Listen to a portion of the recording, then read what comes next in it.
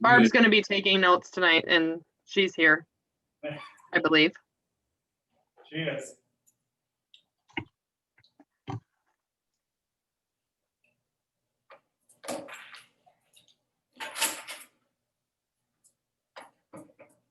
Good evening. Oh, Almost us. it's still raining.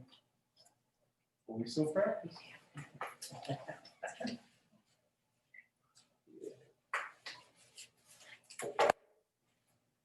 Oh. I think we've got everybody at 6 o'clock, so we'll call the meeting of the Highland School Board to order. First item is the roll call by the clerk. Benish, yes. Biba, Yes. Dreschmeyer, Here. Dury, Yes. Bichik, Here. Schimick, Here. Esser. All right, thank you. Next item is the pledge of allegiance, if you could join me for that. Pledge of allegiance To the flag of the United States of America and to the republic for which it stands, one nation, under God, indivisible, with liberty and justice for all.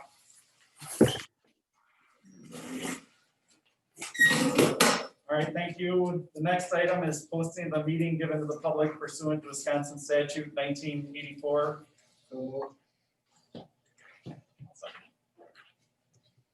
have a motion by Esser and a second by Mitchell to approve. Is there any discussion? Seeing none, all those in favor, please say aye. Aye. Motion passes. Next item is the approval of the August 12th regular meeting minutes.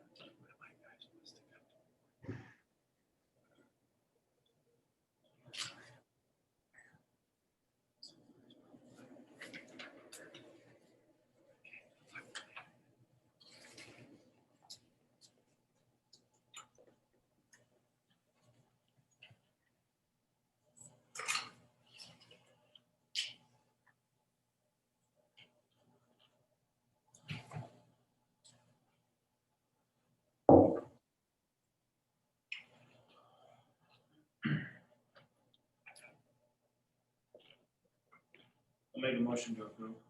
Second.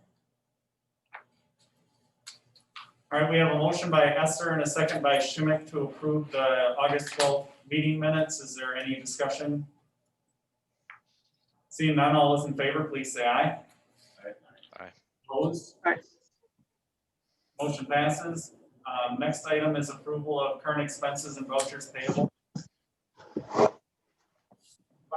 on a couple things on the vouchers. In the second page, down to where we bought the iPads.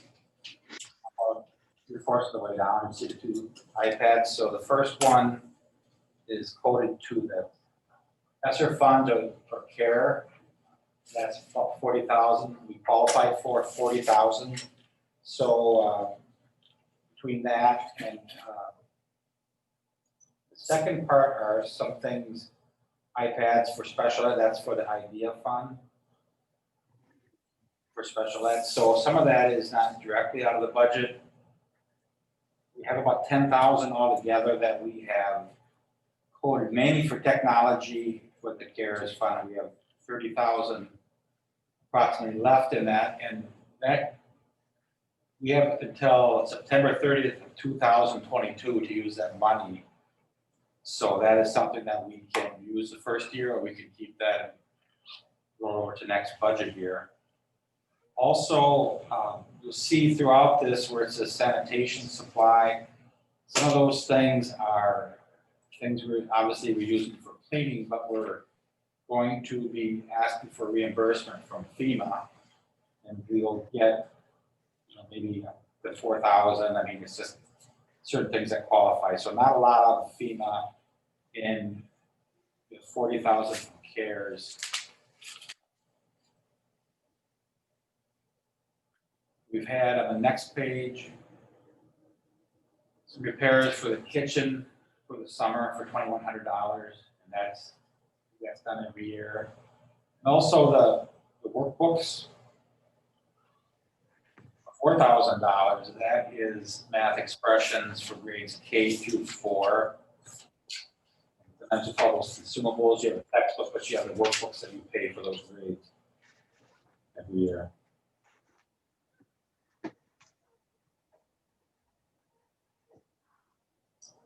Farther down on that second page, we have thermometers. But those are 2 infrared thermometers that we have. That's why it's 535, and that will be for CARES, so the CARES funding also. Fast pitch banner. Money was raised by the club, softball club. It went into the gifts account, and we can use that. We finally use the money and purchase the banner.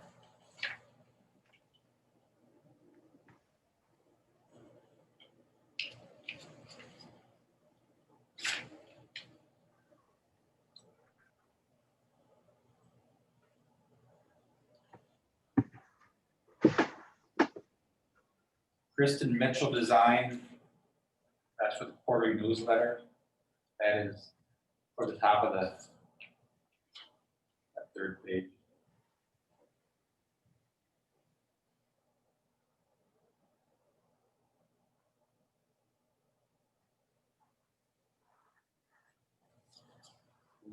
Other questions?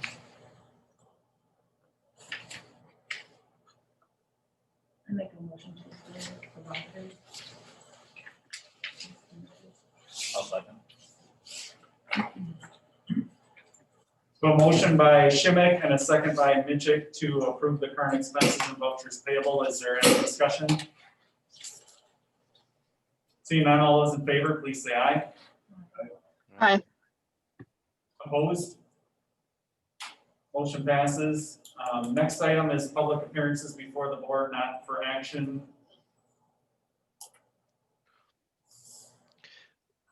Mike, this is Greg.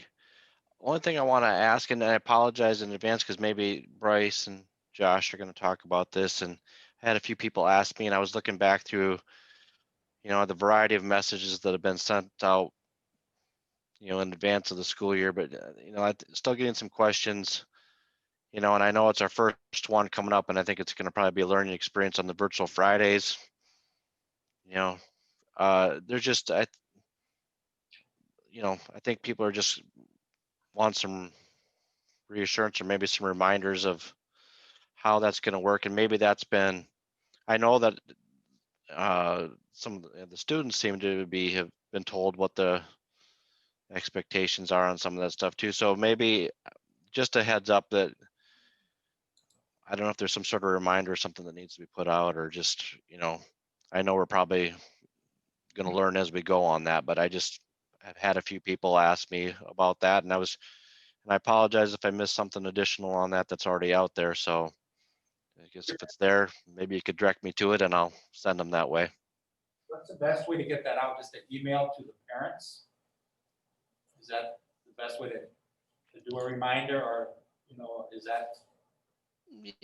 That, or, I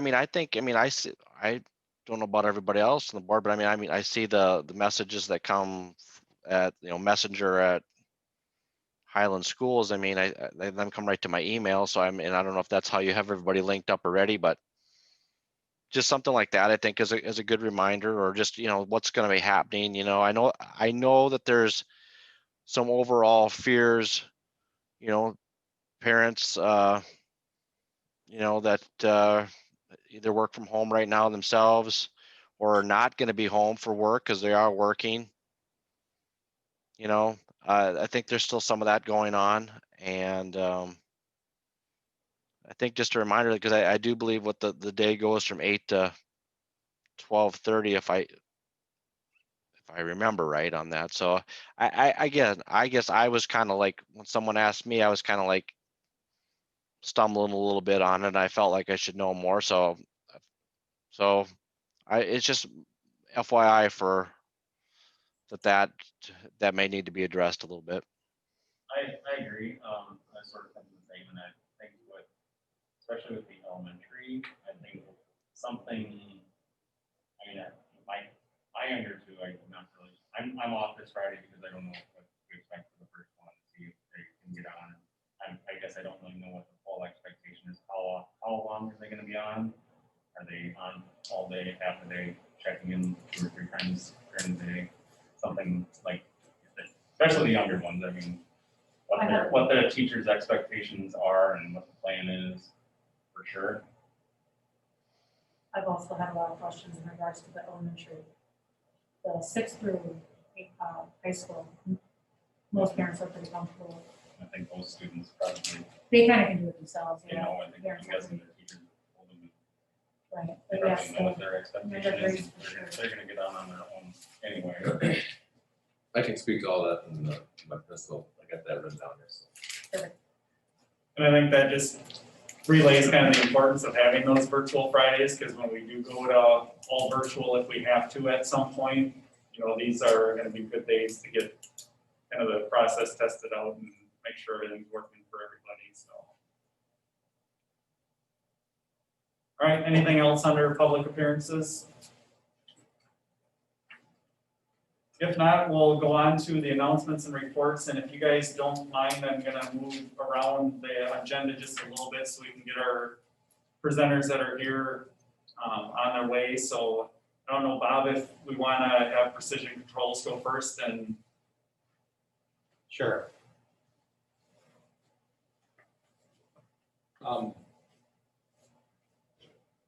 Really wasn't sure that you guys work with Bob, but I worked with him for a number of years in a couple of different districts. So when I found out that he was involved with some of the new technology that can clean the air, we just asked if he would come here. And I think Mike was planning on having him come also. So if you could just explain what we're looking at here, I guess, for an option.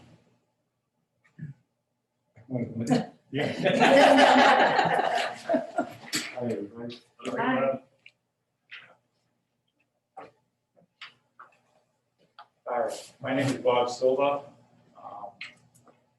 I've been working in the district here since around 1990. Used to have hair the same color as Mike. I don't anymore.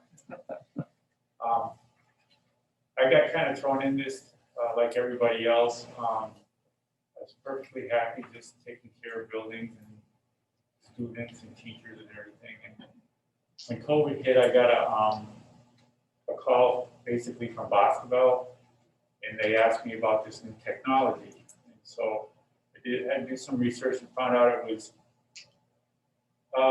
being distributed from a supplier that I'd done business with for many, many years. And so I got to become pretty familiar with it. I'm not a scientist or any kind of a medical person. Like, I don't know if I can help you understand everything about it. But I do have information that I have sent to Mike and to Josh. And there's more if they need it, or if you need it. But I'll just tell you the basics of it. It gets put into the airflow of your different air handlers in the district, in the building. And what it does, it generates these ions, and the ions basically infiltrate the things the diseases that cause us problems, viruses and bacteria and mold and things of that nature, even allergens.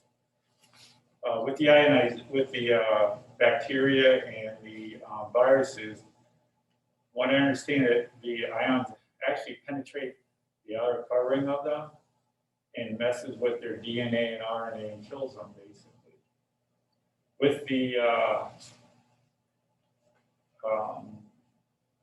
mold and mildew and stuff like that, it kills that. Bacteria the same way. With the allergens, it kind of coagulates them so that as they come back through the returns, they're taken out by the filters, and it does the same thing with the dust in the air. So overall, it's got a really good reputation of keeping the air pretty clean. I actually put one in my house. My wife has had a heart surgery where she had open heart surgery, and so even though we had the UV light system, I put this in anyways, and I think it'll last a lot longer and do a better job. So we started offering it to the different school districts that I do work for, and I contacted Mike about it, gave him some information, and I know it's kind of costly. We just finished putting it in at Kickapoo. We're finishing up at Hillsborough. We're going to install it in Viroqua. And I know I've got other schools pending right now. We're putting it in Richland County Courthouse. And I've got other government facilities that are considering it. From what I understand, they even put it in the White House. So whether you're a Trump fan or not, at least he's going to be ionized. As far as I know, regarding the safety of it, it's been very safe. People like Harvard and Mayo Clinic up in Rochester have installed this technology. The technology has been around for roughly 10 years, so a lot of the bugs have been worked out of it. And now that I've gotten pretty good at installing it, what I plan to do is after all the buildings that we're going to do, get the technology. There's a meter that I can borrow. You can buy it for around $1,200, and you may end up buying one anyways and using it as a part of our preventive maintenance, particularly in the schools that have the technology. And just to see how we're doing with the ions, it reads how many ions are, what's going on with the ion count, make sure that the unit is putting out like it should. The other thing that it does is it will actually, because of seeing where the ions are, it'll actually give you a good idea how your airflow is being accomplished in all the different parts of the rooms in the building. So when we get done installing this, I will take that meter and I will be going around and just making sure everything is doing what it was, and where there's problems, we'll be able to correct them. So at least try to put together some kind of an idea of how to correct the airflow problems. But the big thing is it's a good preventive measure that's going to be going on continually in the building, even after the COVID epidemic gets taken care of. So it's something that's going to take out flu and other viruses and bacterial colds and odors, especially like for the locker room areas. It's just going to continue working even after the pandemic, or whatever you call it, is gone its way. So it's a good investment for the future as well. And that's one of the reasons why I know Kickapoo and Hillsborough wanted to do it. I did not sit in the board meeting for Viroqua, but so I can't really say all their reasons. Also, these school districts were using some of their COVID money to pay for it. And I don't know how that works, but figure that one out, Bryce. Well, some schools have different amounts of that money, so Yeah. there's differences between districts. Yeah, I'm sure. There's always something like that, but I'm just trying to explain what some of these other schools have done. And I know the courthouse and Simon's Rec Center and some of these other county buildings are getting some kind of COVID money too, so. I don't know what else to say. If you have any questions, maybe I can help you with that. Bob, you mentioned it was, you compared it with the light, using the light, you said you put it in anyway. What's the advantage of using this ionization system compared to the light system? I think it's going to last a lot longer when UV lights go away. When they die, the bulbs die and they're expensive. I won't replace them. I promised my wife that I put the first system in our house 30 years ago, and then I started having trouble with it, so I put a new one in, but I didn't know about this technology at the time. If I had known about it, I never would have put the UV lights in my house. I know they have these different machines that you can use UV.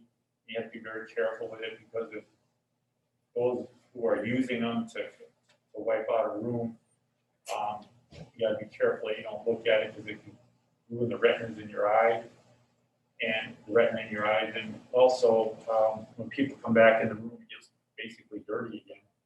With the Ions, it continuously cleans, continuously kills. So it's something that anytime the fan is running, it will be doing its job. But that's the main reason is because of longevity, and I didn't want people to. So Bob, when you put the system in, it's just fan running, so is the fan to be continuously running on the system? Do you put the ions out continuously or just on a regular cycle that's going to kick on every so often? The way your school is set up and most buildings are, you have what they call an occupied and unoccupied cycle. There's no reason to have outside air coming in. There's no reason to be spending the money on electricity when nobody's in the building and going to get used from your air handlers and stuff. Well, you're fine. And so we have it set up so that when the building is basically not in use, everything is shut down. And then in the morning, let the fans will come on if you need heating or cooling or whatever, but those temperatures are varied because again, it's just saving money on energy, and that's really what your occupied, unoccupied schedules are all about. Okay, and then, but I guess the other question I have too is, I know you're just getting into putting these systems in, but is there anything from the existing school district that already has this in place that said, okay, yep, we've had this for 5 years now, or 3 years, whatever it is, and said, yep, this has really got us through the cold flu season with our kids? I haven't been able to talk to anybody like that, but I can give you the rep's name. And they got there was one school district, Shawano, I think, that when they did an infrastructure change, they did put this system in over there. So there are other people that have put it in, but Dan Bone from Master Solutions, I can have him send some stuff. I can actually answer a little bit of that for you, Kenny. So I texted or emailed Lee Black, who's the maintenance director at Darlington, Yep. and they had to put in 8 days ago. And I'll read his message what he said to me. He goes that the air handler coils are starting to look cleaner. The unit self-cleans itself every 3 days, so you don't have to constantly monitor it. He goes, he would recommend it. He feels that it's the best option in regards to cleaning and sanitizing air handlers and ductwork. What finally sold it to his board was that UW-Madison installed it in their athletic facilities and clinics. My vendor, skip that part. He understands, he knows it's a lot of money.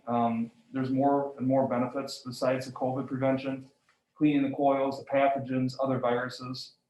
And he sent me a list of schools that already have it in it. So, and like I said, all the UW, the buildings, but St. Croix, Cumberland, East Troy, Darlington, Alaska, Port Edwards, Kickapoo, Pewaukee, Sauk, Stratford, Shellsburg, East Troy, Wauwatosa, Hartland, to name a few. There's a bunch of universities that have done it as well. So Yeah, and I know that a lot of the schools, there's some of the bigger schools around, and I had sent out a PowerPoint you guys, and I think the board members have it. It has a whole list of the different people that have used it and comments and things. So, I mean, it's proven that it does work. We just finished putting it in Kickapoo yesterday, but we had the classrooms all done about a couple weeks ago. And the main instructor came up to me and says, when you walk in the building, there's a different smell to it. You can't explain what the smell is like, but and Kickapoo has had 4 students that have gotten sick, not from the schools, but they're really glad that they have it in. And That's fine, I didn't know if you. I don't have that, I can't give you here, here's a little. No, Yeah. no, that's fine, I didn't know if you had any other information like I could provide, so. So one of the options was to do like 8 out of 10 areas, or one of Yeah, the things. we had talked about, certain areas to do this and, for cost reasons, of course, so, but, Josh or. Well, I have a list of those areas that they chose. I gave a price originally to do the whole facility, and then they called. I talked to Josh and Mike, and they wanted to do just the library. I'm sorry, the rooftop unit for the elementary classrooms, the library, the high school classroom unit, the offices area, the band room, and the cafeteria. The cafeteria also has other things where it's got different airflows going through it. You can feel the air moving from one end of the room to the other, so there's a lot of circulation that way. And then what I did was on my original one, I had, like I said, everything involved in there, and I had add-ons for the exercise room, the weight room, and the shop on that one. And then this one, I also added the elementary gym, the main gym, the locker rooms as add-ons. So you can go over the pricing and stuff. I guess if somebody's asked me, I would say the locker rooms are really important, just because you have all the moisture in there and the amount of people in there and people coming in from other teams. And I would jump up and down and say, you really need to do the locker rooms. The gyms, I think, might be important just because you have a lot of public exposure on games. And so I think those are pretty important. The exercise rooms and the weight rooms would kind of fall into the same category as the locker rooms. I think to have an effective, I'm trying not to be a salesman here, really. I'm just trying, I know the building, I know what the uses are in the building, I understand the needs of those areas, and I'm just trying to, I hate for you to put this in and not do the areas, and then come back later and say, yeah, we should have done these areas, can you come back and have it be more money, The other school districts that I've been working in, they're doing their gyms and locker rooms especially, and even the shop areas. I've had broken those out, and they definitely wanted the shop areas done too. It, just helps with getting rid of stuff in the air. So we could do this in phases. I mean, do so much in one year and so much in a different year. Yeah, you can do that. Yeah. So what if we install it in some areas and then a couple years later, we redo something with the air handler, replace an air handler or some change up with HVAC? As long as it's sized right, then we could just transfer the unit into the same size dock or whatever. Yeah, you can use it. If you upgrade your building automation system, it could be tied into that, so you can see it on the graphics if you want. There's a lot of good potential with it. Even if I don't get to do the work, I really think that this is one of the few technologies out there that's going to really be a benefit to the health and well-being of your staff and students here at Highland. I still hope you let me do it. But Maintenance to it, Bob, is there a lot of maintenance that comes with this? not really. if you had Univents, that one you would have to clean probably 2-3 times a year, but these are self-cleaning. So, the one in the shop, you might have to go up and clean the brushes, maybe change the filter once a year or something. I can show you, it's simple to do, it takes about 5 minutes to clean 2 minutes to clean the brushes, and about, in the shop, it probably takes 15 minutes to get up there. You know, they talk about, you could save like 30% just on energy savings because of the coils being cleaner, there's less restriction and stuff like that. They say all that, I can't prove it. A lot of people say you don't have to bring in so much outside air, and I say that's foolish. Because the air is cleaner, you don't need to bring in so much outside air, but that's not right. You still need your air changes. Right. I would say, I hope that's right, I don't know. But I'm gonna say, give it a try.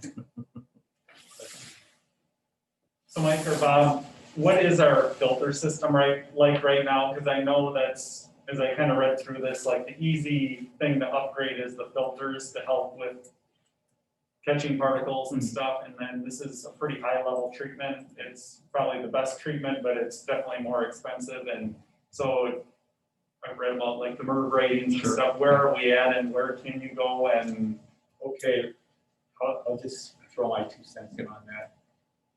The higher the MERV rating, the less airflow you have. It's kind of like putting, it's like putting in a dirty filter, it's just more plugged up. You're gonna plug your filters up a lot faster. For what, this isn't a hospital, this isn't an operating room, this isn't a health facility in that sense. I don't think you need to do that, they're more expensive.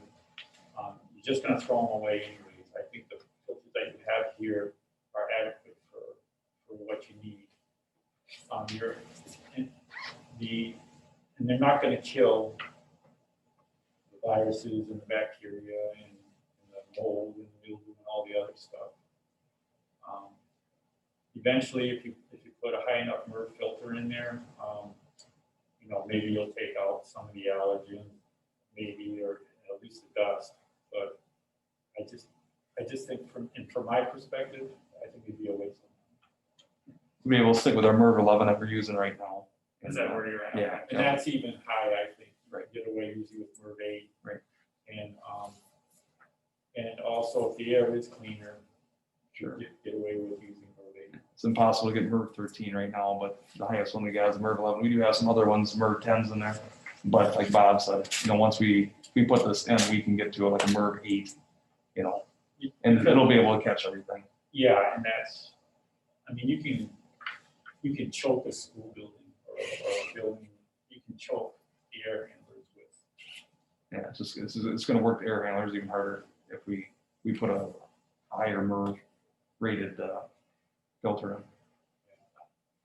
I think this technology is amazing. I asked the supplier, why in the world did you tell me about this before when we were doing all these upgrades, like at the different schools that we worked at, Riverdale and Kickapoo, and we could put this in then, and he says, to be honest with you, Bob, we forgot about you. Best kept secret, Southwest. Sure.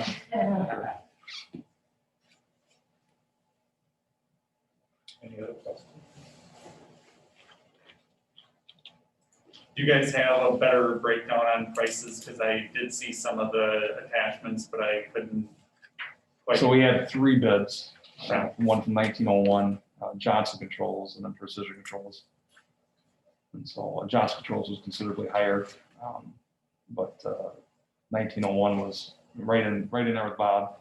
They're apples to apples. They're bidding on exactly the same thing. We brought all vendors in, they all measured the same thing. So what are we talking for the whole school? Roughly? $43,000. Well, 37,895 plus plus the add-on, which was above the 20. Exercise room, the weight room, and the shop was another 2624.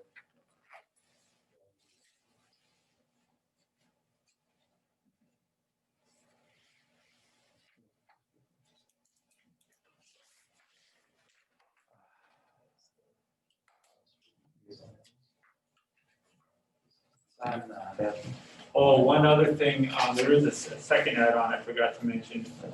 There is a device that I would highly recommend for the, air, especially just for all the air handlers. It's called an ID Tech, and that feeds back, the information that the unit is actually working and putting out the ions. And I put that in as a second add-on right here. And, then this is the, an updated one where they just wanted the ones that I mentioned, and then do your other ones or add-on. And it has, the, ID text as well.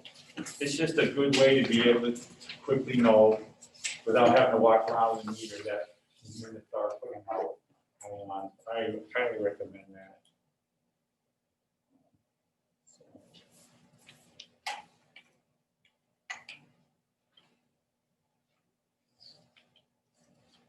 So the second bid that I gave is the basic that you asked for, and then you can pick and choose.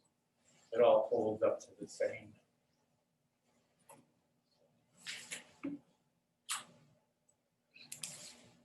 I don't want to take too much of your time, but are there any other questions? What was it, 23,000 number that included?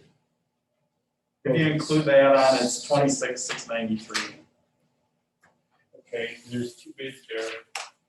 The second bid was an updated one that I gave, because they only wanted air handlers in the elementary classroom, the library, the high school classroom, the offices, the band room, cafeteria, and that was 23,130. And then I added all the other ones that were not mentioned in that and gave their prices. And then there was the add-on for the ID Tech after that, Which was 3,563. yes. And again, I can't tell you how much I can do. So if I add all that together, Bob, you're right around 44,000. With all the, with the, which All one? additional All add-ons. the additional adds, all together, you're around 44,000. Yeah, and that would be right, 37,895 plus the add-on, 26,24, and then the ID Tech 35, 60, whatever that is. Right.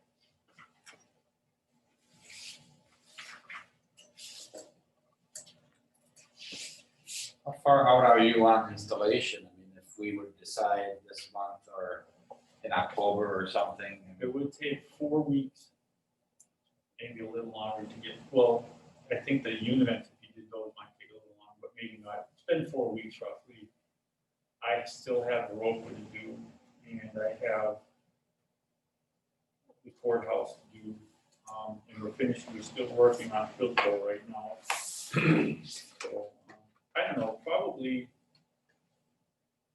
I'm gonna say, sometime in October, November, we could do this. Is this something that there would be a backlog on the units or whatever we have to buy? It might be. Yeah, there's a huge demand right now, they can't keep up. It used to be 2 weeks to get the stuff, and now it's 4 weeks. It's like, I think the state of, I can't remember, North or South Dakota just approved $14 million, put GPS, put this technology in all their state buildings and universities. Do you have all the equipment? Like, have you already ordered a lot of the equipment, so you have like quantities sitting around? Or do you No, have no, yeah, I just do it on a, approval? yes. Unfortunately, not. Yeah.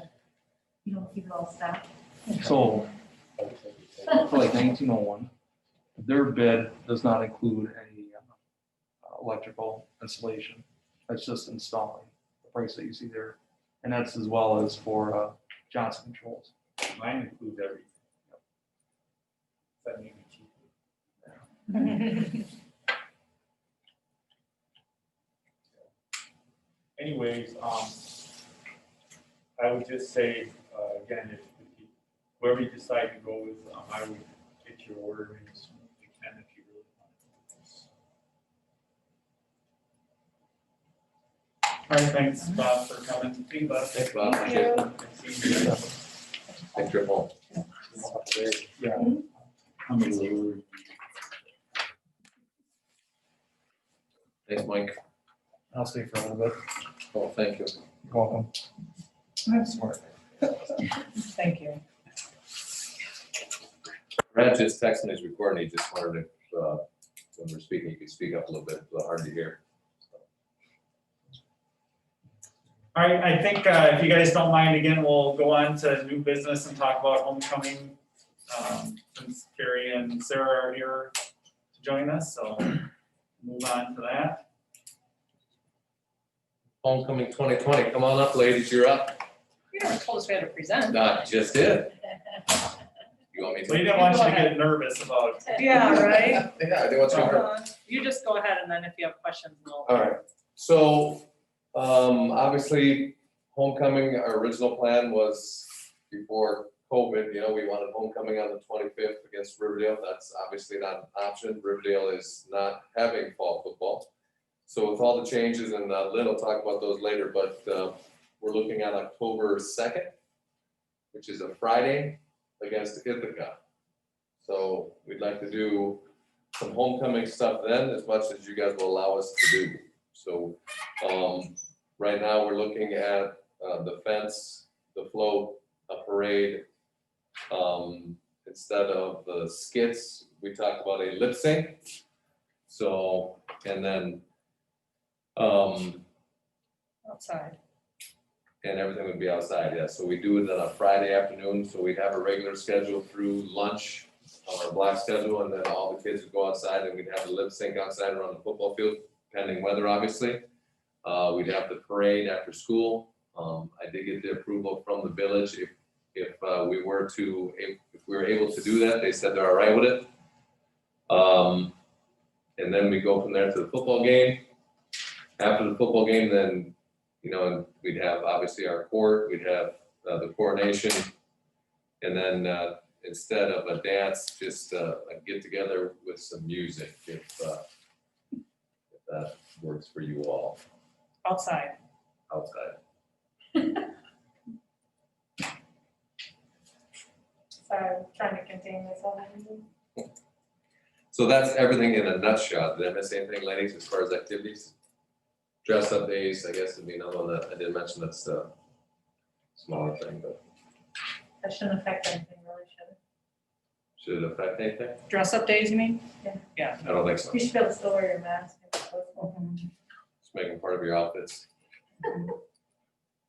So basically, that's it. I know, obviously, with everything, and I know we've had homecoming on a Saturday for a long time, but it just seemed like a Friday night was probably a better fit, since it's gonna be limited fans, and we'll talk about that later too, but at the game, with the change in date, you know, usually people plan on homecoming a year in advance, you know, and the date has changed, obviously, it's not gonna be the same time, so we don't know how many people will be around.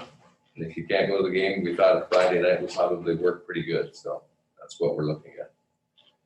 And I think one thing with this, Josh, is I know homecoming is a lot, the alumni coming back to school and stuff, but for the alumni to give up a little bit for homecoming for a year is, you know, understandable, but for the kids, it's a lot to give up. So I think if we can do what we can for the kids and focus on the kids and get them as many activities in as they can safely do, I mean, I think that's a good thing. I don't really have an issue with the parade, but again, it's kind of a matter of how it's all done, and, you know, if people are respectful about it and we can keep some distance and not have huge crowds there, it's gonna be better. I know we always want as many people around for homecoming as we can, but it's just not quite the same. But for the kids to be able to get as much out of it as they can, I think is real important. They've only got a couple of years to do this. And that's what we kind of said at our student council meeting today. We kind of told them, we said, you know, if you are on court and you're riding in a convertible, you're not gonna be able to sit right next to each other. You'll probably have to be apart and you're gonna have to wear your mask. And I think the kids are able to, they're willing to do whatever that they can to be able to have something. And, you know, when we said, you know, after the football game, if we can have a little get together out there, you know, you're just gonna have to keep your distance and wear your masks, and even though you're outside. And I think they're all really fine with it, just, you know, just to do something that, you know, I think they missed out on a lot, obviously, last year, and if we can try to give them something, I think they would be appreciative of that. As far as the pep rally or whatever we'd have on Friday, is that, I know you talked about having a contest or something outside, would that be open to the public, or would that just be more for the kids? We thought we could try to live stream it somehow though, Sure. if Brad would be willing to, you know, try to do something like that, whether it's on Facebook or through, I don't know how they do it, whatever, YouTube or whatever, but I think it could be something, right? Right, it wouldn't be a public thing, but all the kids would be there, and then elementary kids or classes that want to come out, and then obviously we'd have Coach A talk, we'd have Coach Wineski talk, and then obviously bring the kids up to front, keep them, you know, around the football field, we feel we can space them out pretty good, and we can use the sound system out there, and so everybody can hear all right, but unfortunately, no, the public probably would not be an option for that. And still do coordination out there too, like, Yeah, we just do coordination in the afternoon instead of obviously the Friday night yeah. traditional way.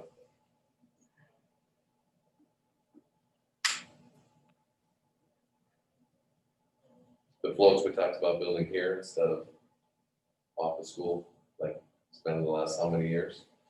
And we talked about doing that a little different, instead of the picking out, we get maybe like a four-wheeler trailer for each of them, and then a piece of 4x8 plywood, and they have all the same supplies, and here you go, so. And we split them up in 3 spots, so we can take a third of the group and they can work on their lip sync, a third of the group can do the fence, a third group can work on the float. And every day we can rotate for that week, so we take 1 hour of the day for the block, so maybe the first day is first hour, second day, like Tuesday would be second hour, Wednesday would be third hour, Thursday, fourth hour, and then obviously Friday's the show, so the activities. Would it come that time, that week, that football game doesn't happen? Because either school has COVID issues and there's no game, what happens? And then it's all, It's all. yeah, we talked about that, then, you know, we talked about our first games at DeSoto, and actually, Mr. Bird was in a meeting today, and Lindsay's the superintendent over there, and she mentioned, if you guys want to have your parents' night here with us, we'd be open to that, because it might be the last game, so. The students are aware of that, we remind them, and, you know, it's that we're trying to get as early as we can, it's our first home game. We're gonna have parents' night too there at the same time. Senior night, parents' night, homecoming, all against the other, so. We're gonna get it all in if we can get it, and if it's the last game, unfortunately, it's the last game, but, good question, Todd, but hopefully, you know, knock on wood, things have been going well so far, but as everyone knows, we go from 0 to 5 in 2 days or less, so we'll do our best. And I assume that may make a difference whether it's us or them, because if it's them that can't come because of COVID issues, we may still be able to have some of this, because we still have volleyball games and Mhm. things going on as well, where, I mean, I don't see any reason we couldn't do the parade or Right. the pep rally and stuff, even if there isn't a game that Yeah, night. we could, if for some reason, you know, they have a case and they're able to go, I'd say we still do everything but the game, and, you know, the next game we can, if we have the next game, then we'll do our parents' night and our senior night, but at least we'll have our activities done, and, I you know, guess, it might happen to us, or if we have something, so we can't do it, so hopefully not. and one of the questions the kids asked is, what if it's raining? And, I know we usually have homecoming in the commons, so we didn't know if the gym would be an option. You know, we would keep them spaced out in there and just have some music, you know, in there. And, I mean, the kids don't slow dance or, you know, really anything anymore. We would just make sure of that, monitor, you know, obviously a little more closely than in the past. I don't know if that's. 70s country song, we don't have to worry about anybody getting close. There you go, line dance the whole night, right? But I don't know if that would be an option, if we could use the gym, you know, if we could put the tarps down or something. I think the gym is a big enough space and it would just be high schoolers. Yeah, no outside dates, anything like Yeah. that, everyone is a Highland kid in our high school.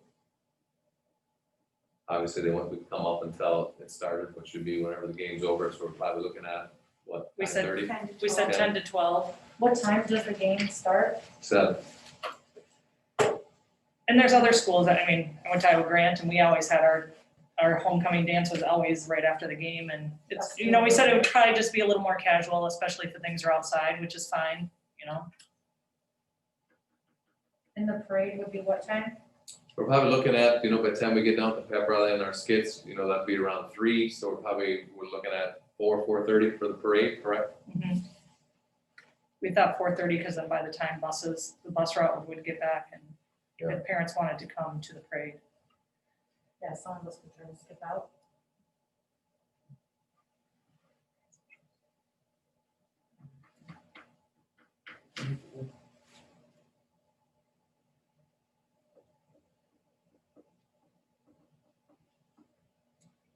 Any other questions?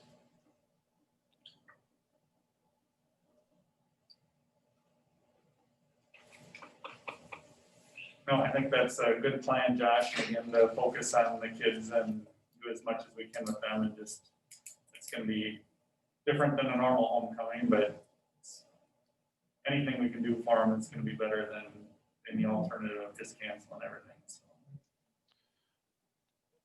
Josh, maybe you'd said this before, but are we putting the Hall of Fame stuff on hold for this to go around, or? Yeah, Hall of Fame, we canceled it for this year, postponed her, and we'll try to hit her again next fall, Greg. Okay, I thought that's what you said before. Thank you. And the volleyball game is moved to Thursday night now. It wasn't originally, but it will be That week. that week. Home and that's not right. It would be home against Casco. Are you doing parents night that night too, Lynn, or no?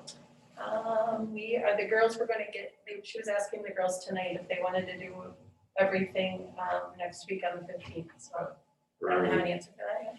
Earlier the better, be great. We have a game on the 21st, we can do it then.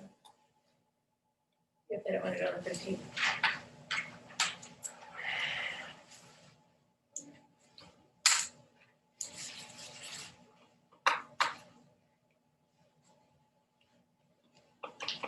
Anybody else have any questions or concerns, or?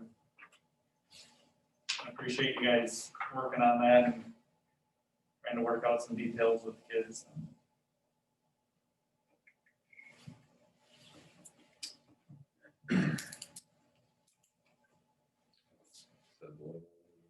I don't know if there's anything we really need to vote on for that. I appreciate you guys coming to us and reviewing it, and So it's okay to go forward? Yeah, go Okay, ahead. that's the way I think, the kids just kind of wanted to come up with a theme and stuff, but they kind of wanted to know, we just kind of put everything on hold for now, so, thank you very much. yeah, I don't think Thank you. anybody has any major concerns, so just proceed like we normally would with homecoming. We don't ever have a vote on it any other year that Okay. we would, and like I said, I do appreciate you guys coming here and kind of sharing your plans with us and getting our okay for it, so. All right, Mike, I do have one comment for the ladies there. You may want to remind the kids that there's a toilet paper shortage this year. That's all the parents doing. That is true. That's when I was said something about no locker decorating, I don't know what. Yeah. Parents used to do that. I was just Right. thinking, One thing like we were talking, would it be okay if let's say we did, everything was prepackaged and we just did a basket and staff, someone who was on staff from that class, if they put something in? Or did, just one time, we just, did it on Sunday night before school or something, but it would be staff members that could only do it. Would you be okay with that or no? Let me think on that. That's another thing with the parade too, if we're gonna, are we gonna recommend not throwing any candy out? Probably should. Probably should Yeah. say, yeah, We can recommend it. yeah. People choose to follow Yeah. it. That's not- Right. Yeah, we just as court members would not be able to. So in regards to you were saying, parents aren't gonna do the whole homecoming thing, which I'm totally fine with it. I always was coming to it anyway. No, but anyway, could we do something though, so that parents and everyone, here's the do's and here's the don'ts. This is what we normally do each year, but this is what we're not gonna do this year. Just because I think, if the kids aren't coming home and saying, hey, mom, we can't decorate our classroom or our lockers this year. There's gonna be this misconception of what is allowed and what's not. And if you just lay it out there, then you don't have to have a bunch of people contacting you guys saying, hey, can we come here? Hey, can we do this? Can we do this? Mhm. If it's just laid out, there's no questions need to arise. So everybody's on the same page, Yeah, it's the same yeah. message. Yeah. Yeah, and I think with that kind of stuff, it was always one or two people, right, Lynn, from each class, kind of with the seniors this year, we just have a Facebook Messenger group that everybody is contacted on there, Right. So Yeah.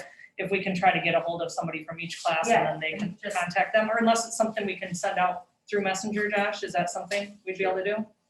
Yeah, I mean, just something that Mhm. illustrates Yeah, I what like is that. to happen and what is not to happen. Yep, yeah, Due to COVID, of course. Right, There's no right. reason for any of it. Yeah. So the do's and the don'ts would be the toilet paper, or is the toilet paper on the do's? Or that be the I would do-do? say, this is what we normally do, this is what we shouldn't do this year. Because even if you say you should be wearing a mask, I mean, people aren't all wearing masks, you know what I mean? Right, So right, just do what we should do and what we shouldn't do. right. And then in the end, it is still everyone else's decision anyway. So, but will, before we would send anything out, will you let us know on that, Mr. Terrell, if that would be okay to do, you know? A small do. sign or something on the kid's locker and a little treat bag or something. I think at least the locker decorations, if you could do it with staff, would be great. Yeah. Yep, and that's what we had said, we have It's enough, even limited. And you could even send out a message and say, you know, hey, you know, parents of these students, we're gonna do this. Instead of you contributing these items, would you like to contribute $5 to yeah, help us supply stuff for this? Yep. I mean, who wouldn't wanna give you $5, you know what I'm saying? Mhm. To make sure our kids feel a little special. yeah, No exactly. big deal. Then what are your thoughts on the parade as far as letting anybody in with any floats that anybody wants to, that's not our concern, how they handle that? Yeah, I don't think it's, that we need to worry about that, if it's, you know, other than our 4 classes, we'll take care of them, but I mean, as far as the community, we'll let them, you know, we'll put out there, recommend not throwing candy, and Right. hopefully they follow that, but. Cause I don't think there'll be that many, I mean, hopefully there is like a nice turnout, but I don't think it's gonna be like what it's been the years in the past, you know? Just I don't because know, of did time. you see the tractor pull here in town a couple weeks Yeah. ago? I don't know. Right, Well, that's my only concern, is I don't want it to turn into a too big of an event. yeah, right. Well, and one thing we said too, I know you're wondering about like going through the parade, we said usually the volleyball and football team are all on the same float, but this year they would have to be on separate wagons or truck, however we do it, you know? Yeah. Just kind of that precautions I think we'll take, that we have control of, as far as for other people coming, I don't, you know, not like they were gonna be in 6 feet of them, so hopefully it'll be okay. Is this a really stupid question? I have another question, I'm sorry. Go send the rise. So if you're gonna say that they can't be on the same float together, but like if they're standing in the hallways next to each other, as long as they're wearing their masks. I know, but I just think just to be out there and you're all riding together, so you're gonna be together for probably at least 10 minutes riding next to, you know, the whole teams, like, I guess. I know. I just- say it should be fine. Yeah, I'm not the CDC either. There's that. Okay. Scared. One of the things I think you guys are doing a lot of work in school to keep the distancing and wear the mask, and we're going through a lot of effort for that, and we can't just throw it Right. away because it's homecoming. Right, You know, yep. so I think it's good to do as much as you can, and, you know, we're not gonna keep the kids apart completely all the time, but as far as what we have control over and what we Right. can do, I think that keep doing the best you can with them. Mhm. Band or no band for the parade? Band to go. Yeah. Good question, yeah, band's gonna be ready. We got, I'll talk about that a little bit too, but we got the band all set up now, so we should be ready to race.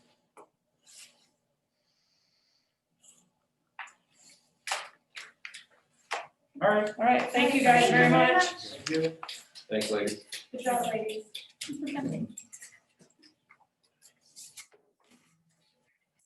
Josh, I think we'll circle back around to the principal report then. You want to hit number 8 first for Miss Mitchell? Yeah. New business?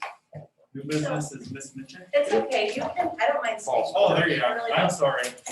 If you want, I don't mind staying. Nope, I missed that. Review fall sports procedures. I wouldn't, I could have had you go before them too. That's fine. I don't mind staying. No, you're good. You want me to start, Miss Mitchell, or you want to roll? No, go ahead. So, obviously, Miss Mitchell, myself, and Mr. Bird met again after school today. As Mr. Bird said, it seems like in the last 6 weeks, we've had weekly, more than one meeting per week, depending on what conference we're talking about, trying to get some sports stuff figured out. So our AD, Miss Mitchell, has just been working her tail off because, as we mentioned before, things have been changing all the time. But finally, I think we got something set where our Six Rivers volleyball season is a go, obviously. The girls started today, this week, Monday. Boys started football this week, Monday.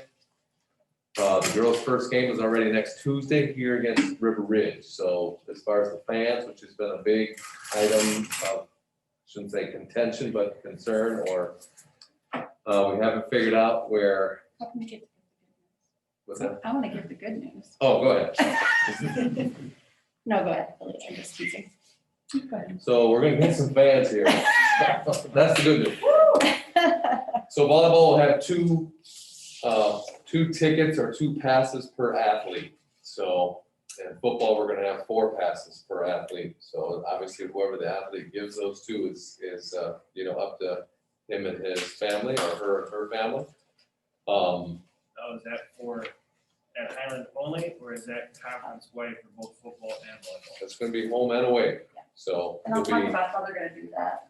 there's no concession stands, there's no, it's just, they have a list there and you put these athletes on there and there's the 4 names on there when they come in. I'm here for, I'll come in and say I'm here for May Carroll. So that's one person off that list of the 2.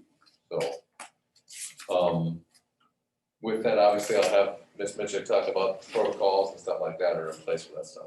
Okay, so as you know, everything's changed. We just get something done and then something different would come out. So we really didn't have everything ready to go, I wouldn't say seriously, until probably 10 days ago, a little over a week ago. So we came up with a Cardinal athletic protocol that we presented at the parent athlete meeting that we had only for fall sports. 1, to keep the numbers down, 2, because I'm anticipating that's going to change by the time winter sports comes around anyways. And in that athletic protocol, it included things from the WIAA, which is changing often, but they gave us some fall sports considerations that we followed. Some are specific, you can find those on their website. Remember, it's WIAAWI.org, but it's broke down into every sport and then considerations for running an event. So that's what I'm working on now, is the event specifics. So as far as fall athletics go, regardless of if it's football or volleyball, all spectators are going to be masked. Social distancing will be recognized. There's going to be separate entrances for home and away. So we're working out those details now. There will be no concessions. No admission is being charged to anyone. This will be sterilizing the balls between all plays in football and in volleyball. There's going to be a wave at the end of the game. There'll be no handshakes or high fives. All conference determinations are still going to happen at the end of the season, and the details for that are to be determined. There is going to be, and the reason we're having an all conference determination is because both coaches associations are going ahead with an all area and an all tournament team or all state team. And if we don't have an all conference, you can't use that information to help determine an all area and an all state. Basically, you need to be recognized at a conference level in order to have a vote I can't for all say state. that for sure, but the coaches associations feel if you don't have an all conference recognition or some sort of requirements in place for that or identification of that, that's going to lessen the chance that any of your athletes are going to be recognized all area or all state. That was their opinion today in the meeting. They are talking about some sort of conference champ, especially in volleyball, and coming up with some expectations for that, but I don't know what those are yet. I don't think they do. For football, it's going to be tough because we're really not in our own conference. So I don't know what's going to happen with that. So when you say for volleyball, conference champ,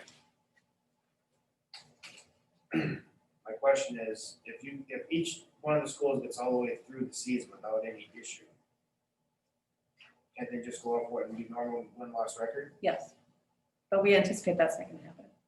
We're planning for that not to happen. That's why nothing's been determined yet. You're thinking like if you have 5 teams that are Right. 3-1, We can't go off that. so there's no. So they're like things that are being talked about, fingers crossed everybody gets through everything and that'd be great. Then we just go like a regular one. But if that doesn't happen and someone, it's out of a kid's control. We don't want kids to be lying about how they're feeling because they're afraid they're going to ruin the conference championship for somebody. I wouldn't want my kid to be in that spot. I know you don't want yours. No other district does either. you know, because of the safety of the kids, then not in the forefront, because they're not gonna think about that. They're gonna keep secrets because they know what's on the line. Which is why we had a very lengthy discussion about if we should even do it. So nothing's been decided. But one thing was that everyone would pay everyone else at least once. That would be the first thing that had to happen, and then they'd go by win percent after that. So there's things being talked about, but nothing's been decided. There's going to be a spreadsheet sort of document linked to our website that will have all the login information for all the schools for the live stream views. So people should be able to go to our, you know, you don't even have to be watching Highland. Maybe we have a bye that night and you want to watch Potosi and Casco play each other or something in volleyball. You should be able to go to our webpage and find that information and link right in. Here, we're going to be using our YouTube channel for that, unless that's changed, via the Huddle camera. Media is going to have to be limited. You know, we'd love to have Nate, the guy who comes with no shoes on, to take all those pictures. But a really big discussion, especially with football, is if he makes it to 3 different schools in that night, is that a good idea?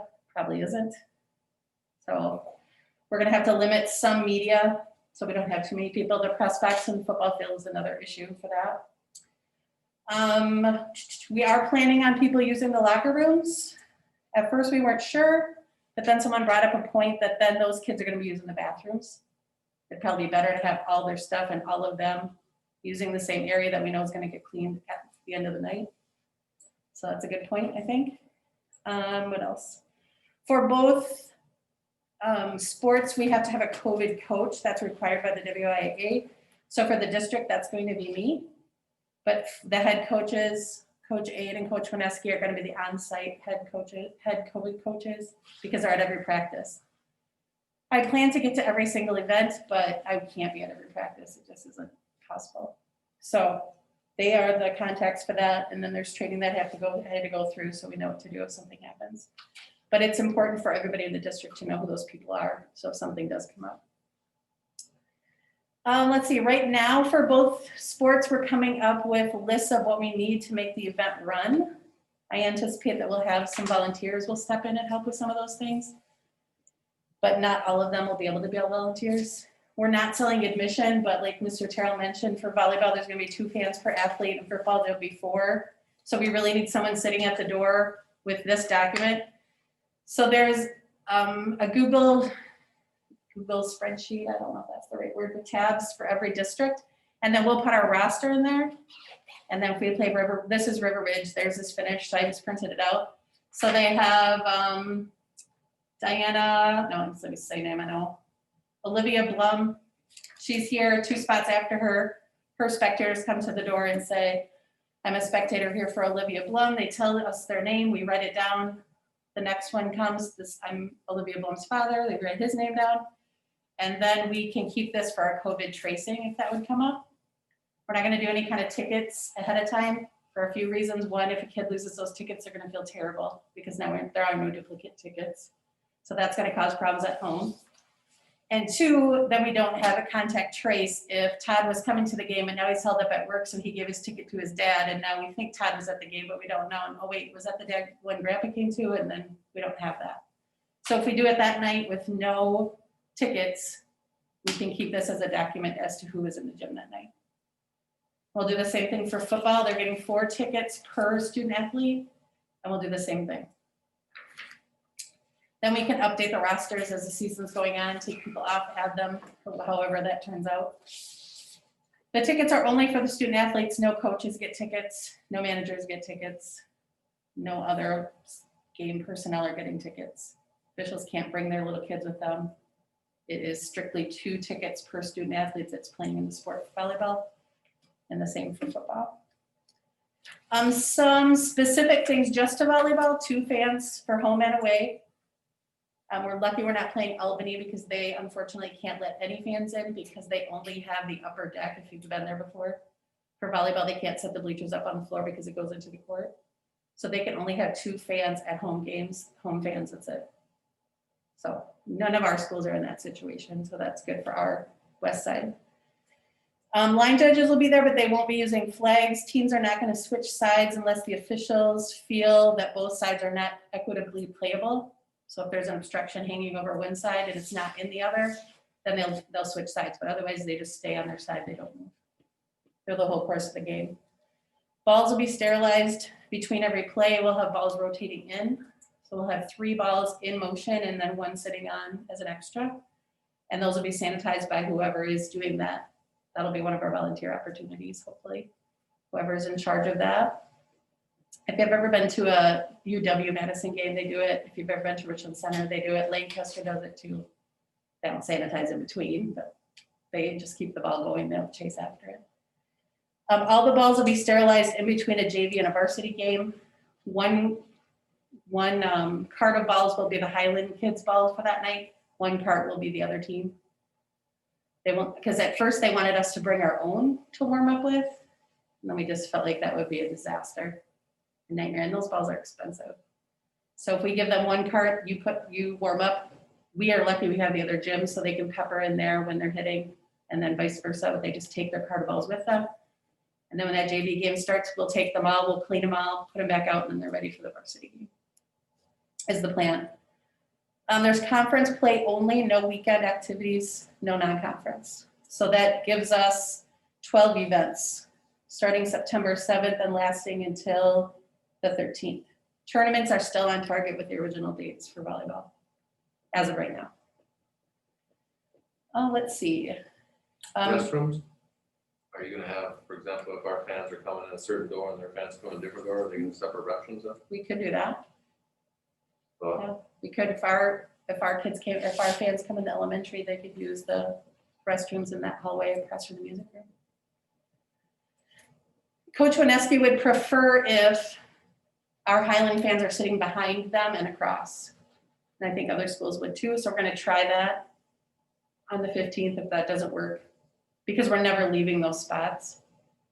So I don't know if we really want the visitor fans behind our kids. Plus, our JV girls are gonna have to sit back there when they're done.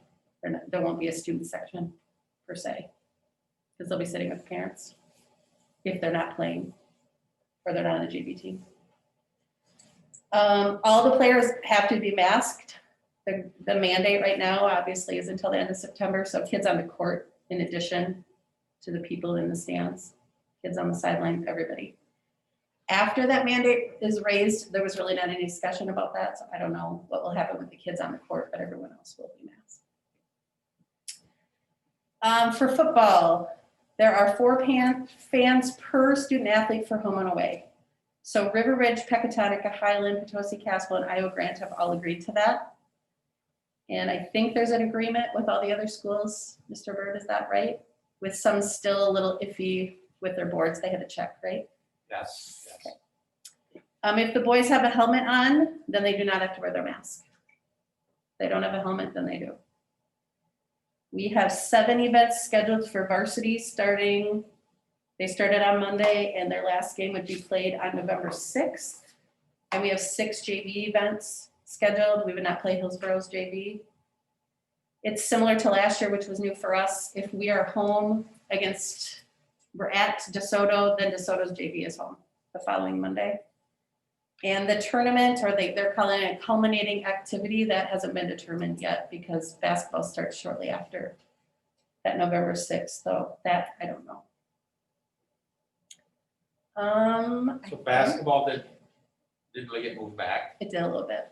not Yeah. too much, still in November. I can tell you the date, actually. I have my,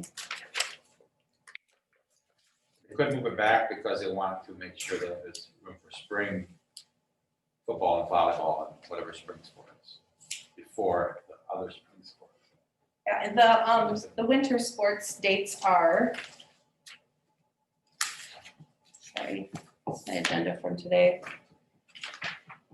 Basketball, I don't have wrestling, but basketball starts November 3rd, that's the week of Thanksgiving.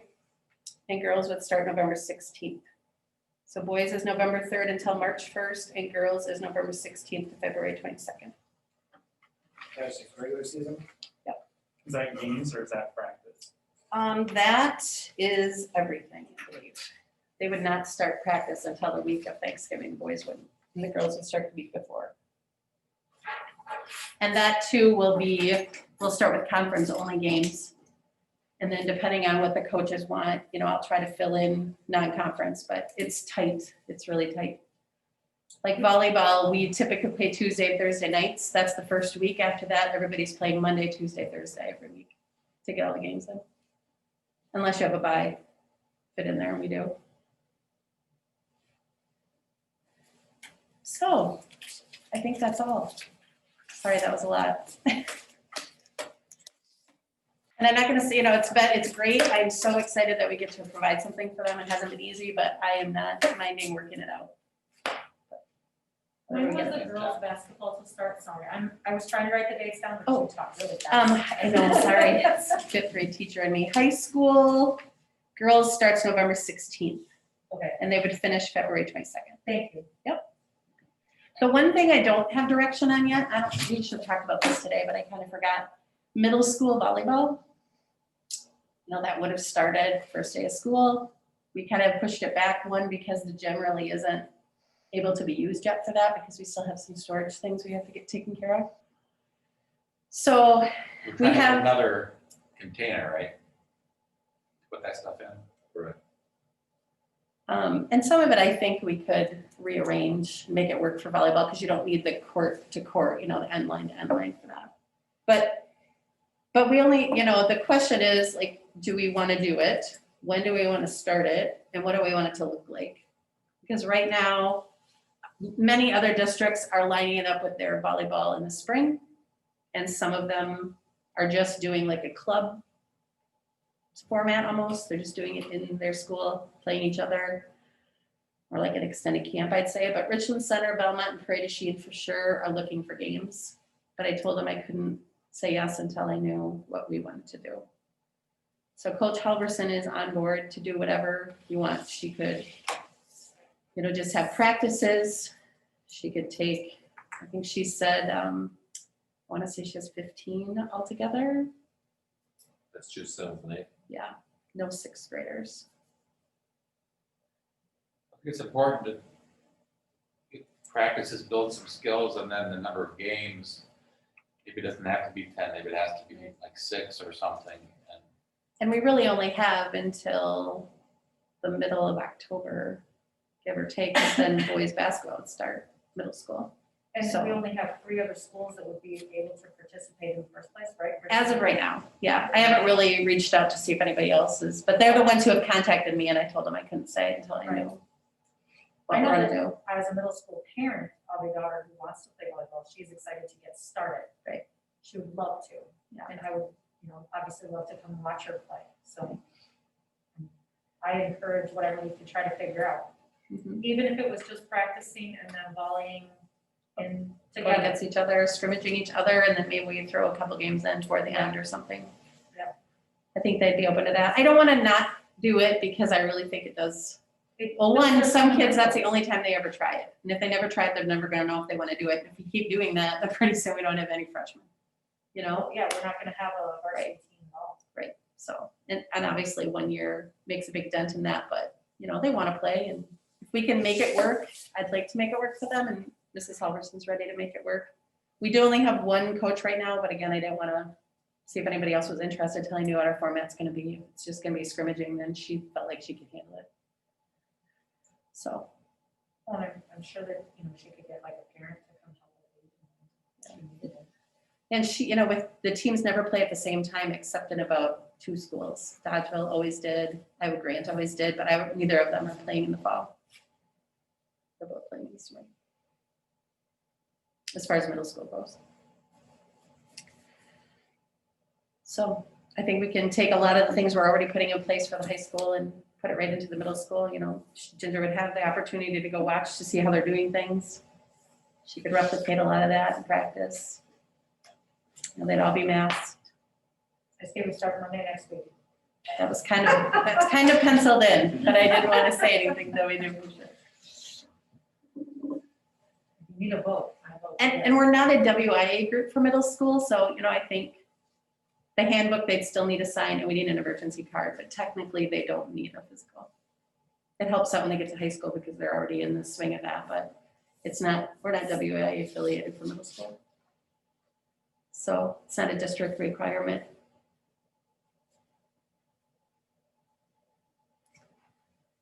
I think volleyball is a good sport to start with too, as far as being able to keep the kids somewhat distanced and Right. and to try getting them a couple games in, even if it's not a full schedule, like you said, even if it's 6 games, and if we get them in, we get them in, but I Right. think to try something is important. At least give them something to look forward to, and Just work on those skills because they don't really get the chance to anywhere else. Right. You know, softball, they play that in the summertime, and basketball, they play that on weekends, and volleyball, you don't, unless they're in southern heat, I guess, that's. the only Make sure they have fun and get a little Yeah, excitement going. but I mean, that's the other alternative, Lynn, if we don't give them that opportunity, is there are club opportunities, and there's a lot more travel involved in that, and, you know, that stuff is still going on all over the place, so to try giving them that opportunity here and keep them here. You hate to tell kids they can't do it and then have them travel even farther to do the same thing, and and for A some lot of kids, students can't afford that. yeah, it's just not realistic to We have even a lot consider of club. students who cannot Right. afford that. Yeah, And if fall season fails, saying, with it being middle school, it's not, you could, if other schools are doing it in the spring and things clear up by spring, since there's no middle school spring sport, they could play volleyball. well, actually, there'll be basketball this year. This is the first year that basketball will be flipped, but I don't know how far out they're going, you're right. I'm not sure about that. The alternate, spring season is for the schools that are doing that, which actually brings something up. If we, you know, the WIA says if you can't complete half of your season, you have the opportunity to go to the spring, so it's something we just need to keep in mind, but, I guess I don't have the volleyball one in here because none of our schools are going that way. They just have football. That's March 8th to the 3rd of May. So volleyball would be in that area somewhere. Finished somewhere near April 19th, because that's when softball starts.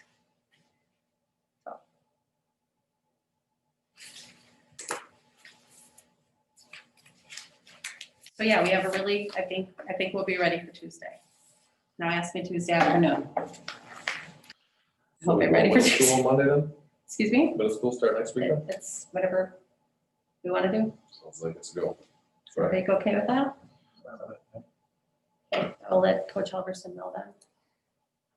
We'll get everything ready. I think it sounds So Coach, fantastic. you want to order the storage unit? I can help. I got some ideas of Yeah. how we can do some stuff in there. Yes. Then we're gonna get 2 porta potties too, Coach A, for each side of the football field, please. Yeah, that'd be great. Absolutely. We can store stuff in that trailer if we want. So Lynn or Josh, whoever, what are you gonna do about, what's the plan with bleachers, football field? You gonna have them or not have them? They're not there right now, right? Or are they there? Bleachers are back. They're back.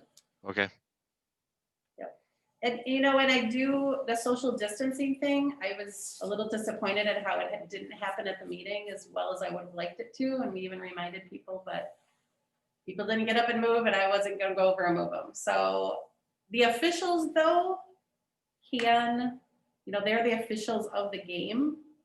So they do have the opportunity to say, we're not starting this match until we feel it's a safe environment. So I mean, it's just something we need to keep in mind. Obviously, they don't know the people, but if they say to me, hey, that big group of people over there, are they all from the same household? If they're not, and they say, you know, they're standing on that rack and they're right behind them, they might not feel comfortable with that. I don't know. I can't speak for them, but it's just something we need to keep in mind. So I will be much more insistent upon that. We'll even try to have people here saying, you could sit here, you know, just trying to direct groups when they come in together. We could read a little spiel, we could have something printed out, you know, interest of COVID. We can have some signs too, I mean, to say, we want this to happen for the kids, then this is what we're gonna have to do. And if people have a hard time with that, I have no problem asking them to leave, and I will. I don't wanna ruin it for the kids, because someone's being stubborn and doesn't agree. And those are our rules, so if they don't like it, I'm sorry, they don't need to participate. And it'll be, all those parents, all those families will get used to it, it'll be the same way across Yep. the conference, so it might be, we're the first time, but after that, it's gonna be business as usual, I think. Well, I guess They my won't question show would be then, as you go into volleyball, you might as well put an X right on the bleacher saying this is where you two people are gonna sit. If that's what we have to do, I'll do that. I think you might as well do that right now, because otherwise you're gonna be facing that every time there's a home game in Highland. Yeah, I think at the meeting, you know, they started off as the first people came in. You know, they were spaced out nicely and then everybody started filtering and then everybody just started filling in the holes, you know, instead of spreading out, they just sat where there was nothing. That didn't help, so. Right. And we could have done it differently too. Maybe I Right. could have stood on the other side and just directed people, hey, I need you to go sit over here, but, you know, we just tried talking to them, but it, you know, they've never done it before. Right. And Well, and I get that, but I'm just saying, it'll be exactly just how the athletic meeting went the other night, that's exactly how they're gonna filter it. I can certainly do that. So, I can go around and put little pieces of tape where people should be sitting. yeah, just put it right on the bleacher and say, okay. we know Find a that- piece of tape and sit down. We just know that there's gonna be X amount of people for our team. Mhm. If we're gonna sit behind our bleachers and their bleachers, across from the bleacher, that should give us plenty of space to get all those parents or whoever's gonna be attending for that player in there. Right. Football is gonna be a little bit different because obviously that's outside of it. Right. I don't know how you got. they're still requiring masks at the football game, right? Yep. So far. Yeah, until September 28th. No, That didn't come up at the meeting. I think that's staying. staying. The mask requirement was just for the girls on the court, because they're playing with masks. And then after that mandate is over, then we would talk about that. Okay. Because the WIA may say, girls on the court now don't have to play with masks, but right, we're saying they do until that date. And one question I know that's gonna come up, and I should have said this, but when it says 2 fans per student athlete, that means it's not per family. So like the Green Boys will have 4 tickets, they'll have 8 tickets total. 4 for Jephthah, 4 for Josiah. So just, you know, if anyone asks you that question, that's how that will go. And then there's no exception for students, other students here, if they wanna go, they need to get a ticket from one of the athletes. They have to have a spot. One of the Yeah. four. Right, which is kind of like the thought about, you know, we're gonna need a lot more people to run this event than we typically would. Usually we can run it with about a volleyball game with about, including the officials, about 8 people, 9 people. That's with everybody that's a game manager, the person selling tickets. Everybody on the table and the officials. You can do it with about 9 people, 8 or 9 people. But that's gonna be different now, because we're gonna have to have one person at each door. If we're gonna have people ushering people in, you know, and some people waving the balls off, if those parents could possibly be parents that we think, we'll ask them first, would you do that? If they feel comfortable doing that, then that, you know, that just opens another ticket up for that kid's family. And we're not doing that because we think that Lynn Mitchick's family should all get into the game. That certainly isn't it. We're not gonna have all the wolves sitting up there running the table. That's not how it's gonna be. But if we can get a grandma there once, you know, if she wants to come, or a grandpa there one time, if he wants to come, whatever the situation, or a brother or a sister, you know, we're gonna try to make that work, make some schedules, do some rotations, ask some people to step in and do some things if they're okay with it. That's a plan. So you'll have like a list of what you need volunteers for each game per se? Yep. And then people can sign up? Yeah, we'll start with the girls' families first. Yep. You know, start with the senior parents and go down and then try to do some kind of, you know, because we only have, how many home games? We'd only have 6, yeah, 6, 12 games altogether. So, you know, only But 6 then, so, opportunities. like, if certain spots don't get used up by parents or people who belong to the game players, then, you know, students who want to come watch another student who isn't a player could volunteer for that spot. As long as they can be responsible and do it for us, Well, right. would be the, Right. you know, we'd look at that pretty tight. Stay on task. Right. Yeah. Yeah, and it's unfortunate that kids can't come, but I get it with the reason is too, but, you know. But we're not Albany. So we're not Albany where it's just, and that's all that can come. So, I felt for them, I did, because that's tough. Well, a couple things. Well, I don't know. I had seen something flash up. Something happened at Albany tonight. I think they went all virtual. So Yeah, I don't know what's- he said they started 7 through 12, started the school year virtual, and that's what they're planning for now. well, I think they had some positive tests down there today. So But anyway, that's besides the point. The question I have, that I need clarified is, you said the 4 tickets for football. I know we're basically playing with 2 different conferences, Six Rivers and Ridge and Valley. And I thought I heard Bryce say, or Lynn, you say that we know that you said the Six Rivers voted on that, but is this applying to the Ridge and Valley when we go to DeSoto? Yes, And we met today through Zoom with Ridge and Valley, and then we met with 9 out of the 10 superintendents from the actual schools that are in the conference. So the Ridge and Valley voted, then the same commissioner, Dave Bergam, we call another meeting with, because what we're pointing out is it's like the Ridge and Valley, but there's only a couple schools in the original Ridge and Valley, Ithaca and DeSoto, that even have fall football. I think, of course, Hillsborough was in it this year, basketball and Highland, but so it made sense to have another vote. So it's both ways with 4 tickets per athlete, and the reason for 4 is because we're outside. Have more people and distance them, obviously, than in the gym inside. But we had kind of a struggle with some of the schools. They're really trying to abide by the county, not to exceed the amount in an outdoor gathering, which is like 50 for inside and 100 for outside, or those guidelines. And it's like, if you're really distance in a football sideline, people will probably want to bunch up, but we kind of had to go back and forth and got the compromise to get 4 tickets and not let it get out of hand. There's all kinds of reasons to have parents with players for injuries and rides to the emergency room and all those things. That was all discussed. Sorry to interrupt. Go ahead. no, that you said it right there. That's the biggest thing that, well, as a parent, I have that concern is, someone gets injured and they're not there. I've heard that, but Lynn had said the policy is going to be all schools agreed for football outdoors, all spectators masked at this time, and probably for.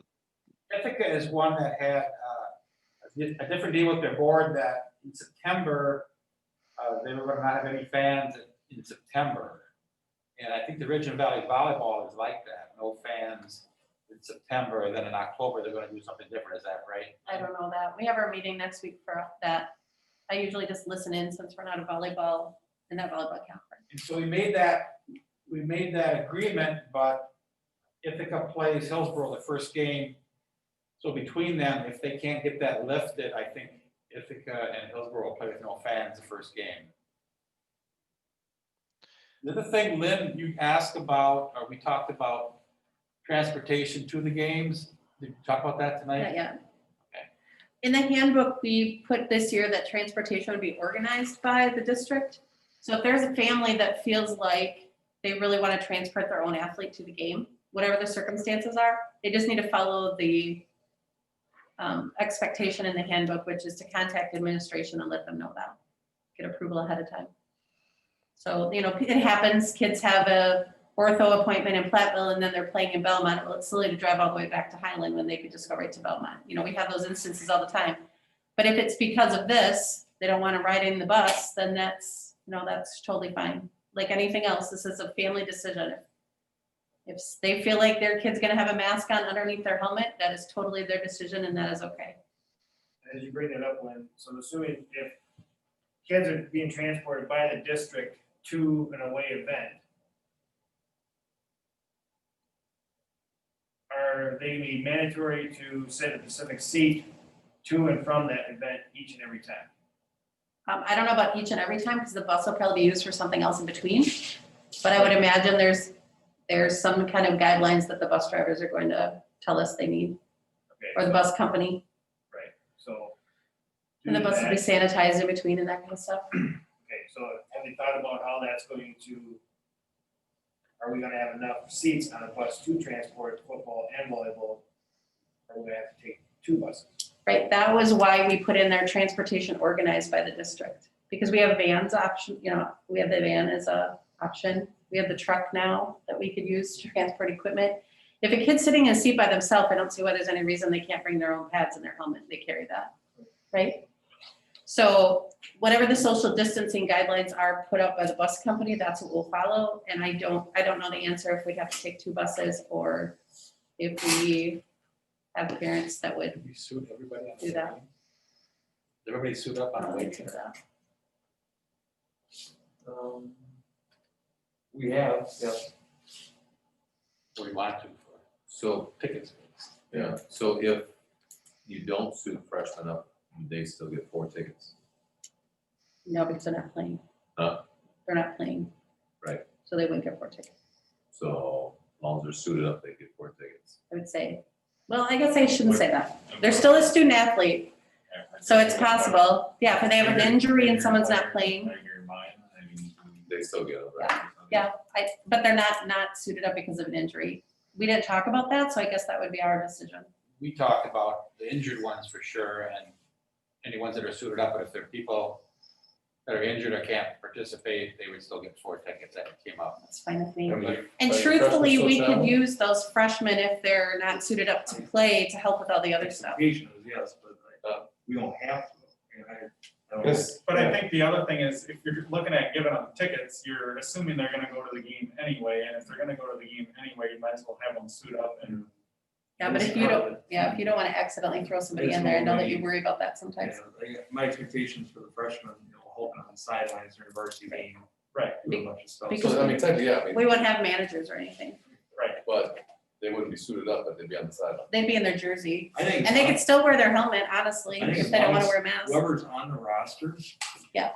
That's what it is. Yeah. And that's how this is presented, what's ever on the roster. So then they wouldn't have to then. As long as they're on that roster, they get tickets, they wouldn't have to ride the bus. We could have, we could supply separate transportation for the freshmen, for example. That way we'd have more room on the bus for the varsity. Yes.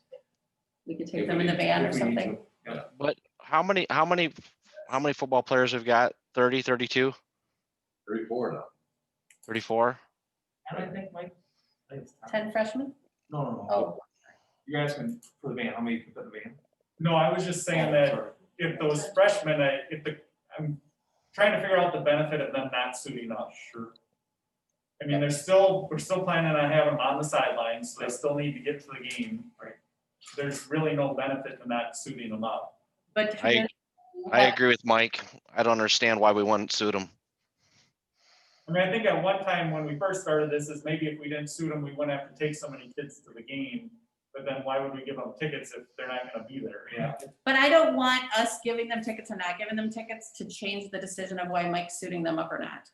You know what I'm saying? So they could be in their jersey, they're Correct. still a student athlete, they can still get the tickets and be on the sideline and acting as a manager Correct. for the varsity The game, expectation is not to play them in a varsity game, right? but in the end of the game, if it's a blow on Right. either way, they would get playing time because you're gonna pull out the varsity. And that's an important thing this year because we don't know if those other games later will even happen. You know, the end of a varsity game might be their only opportunity to get out there too. So for instance, when we go to play the Soto, they have 18 right now out for football. So chances are they're not gonna be able to put a JV out. Right. They're gonna leave their, so I'm gonna have a hard time as a coach putting those freshmen out there to play against older kids. But yeah, I understand what you guys are getting at. So I say, they're on the roster, they get the tickets.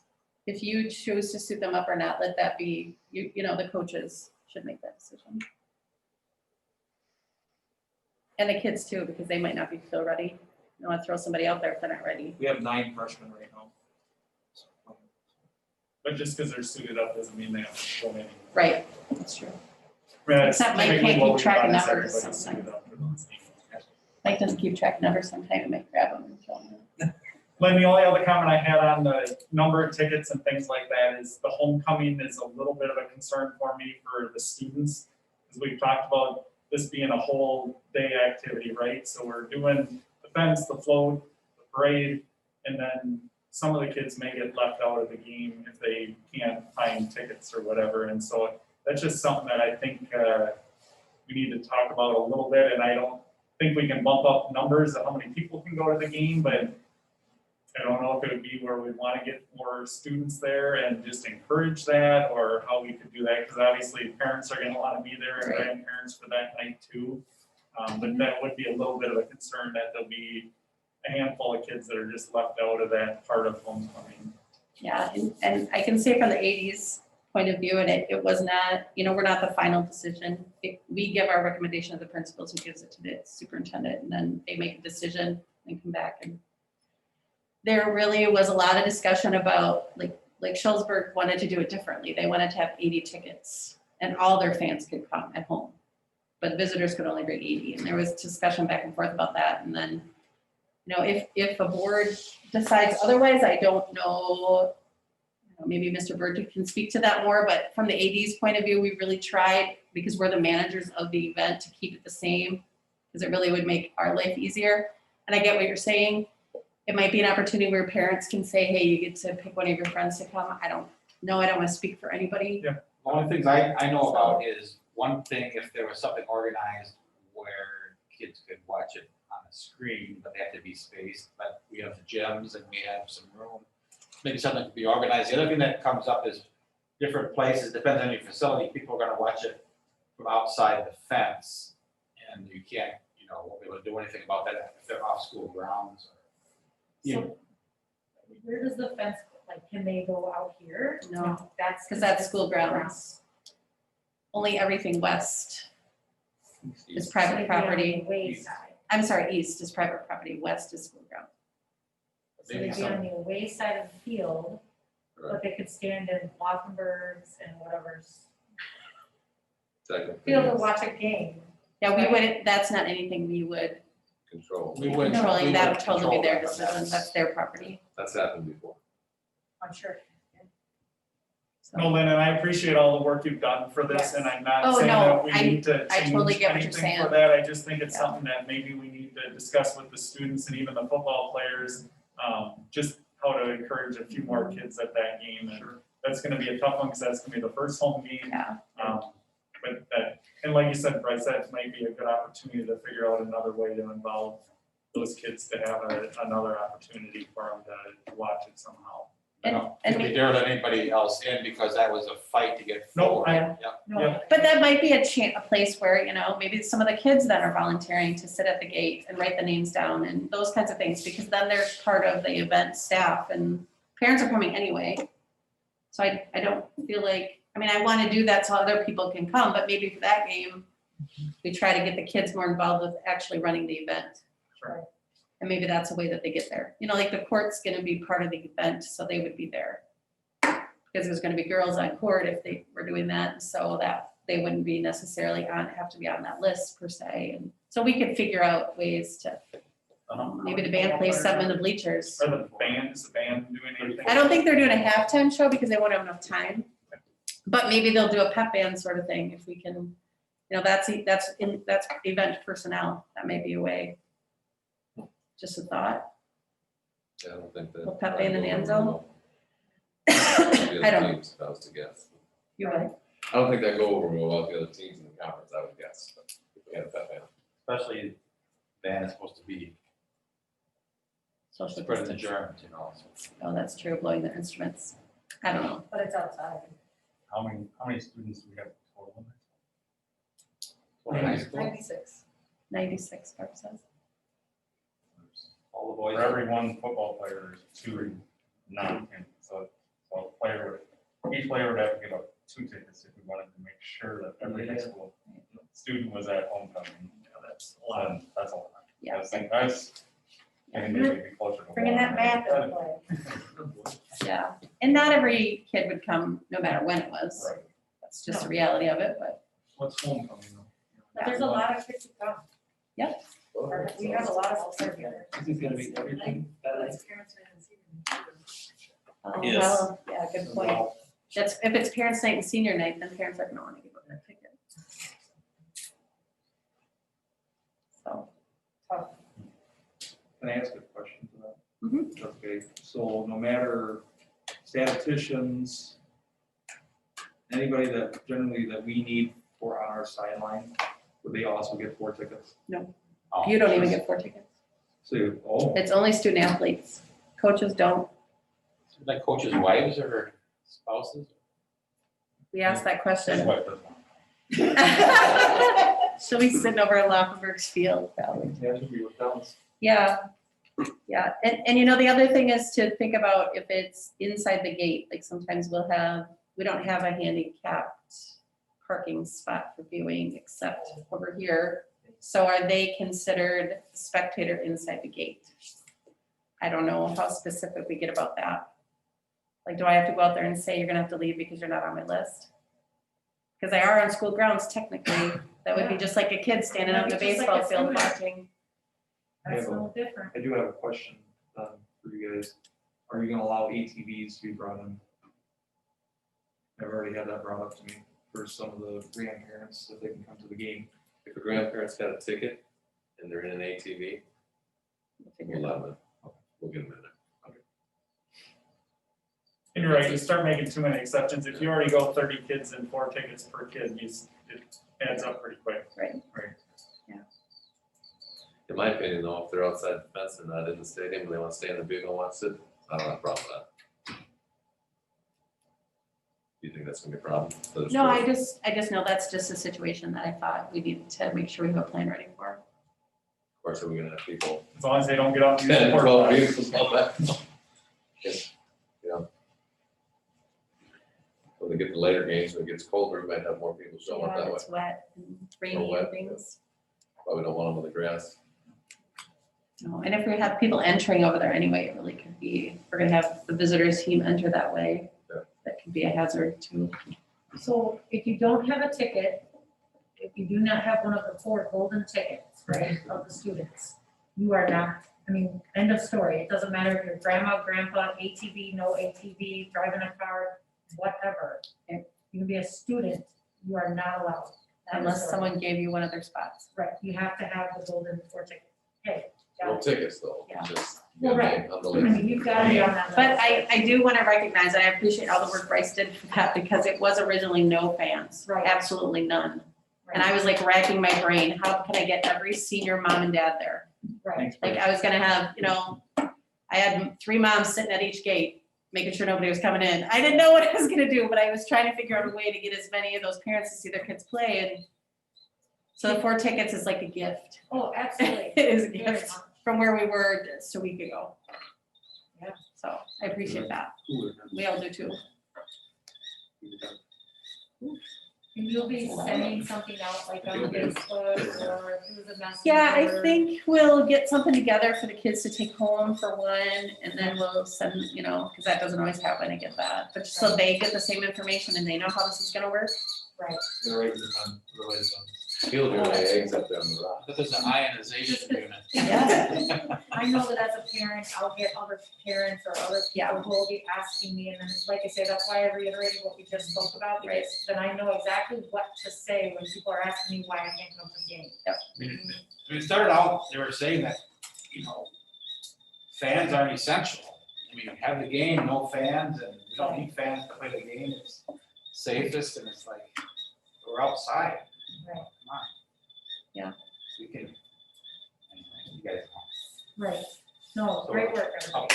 So anyway, we'll make it the work best we can. And if anyone has any more questions, just ask, they or definitely can contact me. I will answer as much as I can. And if I can't, I will look for the answers for that. It's been a long road, so I'm glad it's involving fans Right, all the way around. So it's good. good job. Good work. Thanks. Thank you. Anybody else have any other questions right now? And did we say middle school volleyball starts on Monday? That was a while ago. Yes. Okay. We'll go with If that. it's a go for you. Yeah, yep, Ginger's ready. Then the only thing I'm gonna ask is that when, obviously for volleyball, there's going to be 2 that spectators per player. If something can be sent out to parents to let their parents know how they can get on and stream the volleyball game, that would be great, because I know for sure I'm gonna be, both sides of me are gonna be pecked away and say, how can I get to watch her play? Yeah, you won't be alone in that. So the best place we'll be able to look is the website, and then all the schools are supposed to put their information in there. So that might be a Sunday night, you might have to sit down and have a little computer class and get it figured out, but hopefully it'll be, especially for us, it'll be one click and they'll be on the YouTube channel. And the thing is, will that be on, like, when you click on the Highland Community website or school website, will that be right on the main page? We'll have to make sure it is. Okay, because if it's anywhere else beyond the main page, I'm gonna hear about it, Yeah, so. it And does get being- confusing. Being It's the first confusing time for me. that we're gonna do this, there might be hiccups. Yeah, oh, for I sure. Everyone I fully understands. expect that, but I want it as easy as possible for them to click on it and watch it. I hope, that's easy, I just hope we can, don't have a. Yeah, and poor Brad, he's the only guy here right now, and, you know, when Ashley's here, they really work good together to get Actually, that be stuff nice if done, we and so could do a that's trial tough. run maybe Friday if they have practice, just to kind of make Or you could sure. just have you go in there and run around or something. Yeah. Yeah, you could do Just that. what everybody wants to hear. So, yeah, they wanted to have it all in one spot so that when everybody puts that in there, it should be the most up to date. So when we travel to Shellsburg, it should all be right there. Click on that one for Shellsburg, click on this one to play in Belmont tonight, those things. That's our thought. That's what we Lots see of up focus here. straight. We just have to get it out. And I don't know how to do that, so Brad, that'll be Brad. But he'll get it. So thank Josh for the camera, or we wouldn't be able to do that. So that was a good move. Well done, board. But anything else? If you think of something later, don't be afraid to email or call me. I will answer whatever I can. And I'm sorry that took so long. There's a lot to say. Whew. It was needed. Better know it from the source than Hearsay. hearsay. Right. And if you want River Ridge's roster, I got it right here. It's interesting. Yeah, could I be one of the fair? Yeah. There actually was a question about that. What if somebody doesn't have anybody show up? Can people wait by the door and then get in? And I don't think so. There'll be a Tell tell ahead of time, it's like, this parent doesn't, Right, this family never shows up. right. Right. The kids will figure that out on their own. Yeah. There may be a rumor going around that they're clearing bleachers in between JV and varsity for soccer volleyball, but they're not. So that's not, that was just something that was talked about. That's not happening, because that's gonna be silly. You're not cleaning the bleachers in between, so why would you ask people to leave? And the tickets are just good for JV varsity, all parents are welcome to both events, or is it just Yep, they can the come. JV? Yep, it's just Okay. for the night. For the evening. And then JV games, the JV football players get 4 tickets. Varsity football players are helping on the sidelines. I guess they'd be a student athlete. So, the JV attendance outside.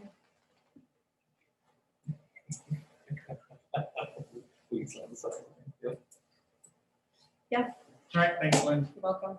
Thank you very much, Lynn. You're welcome.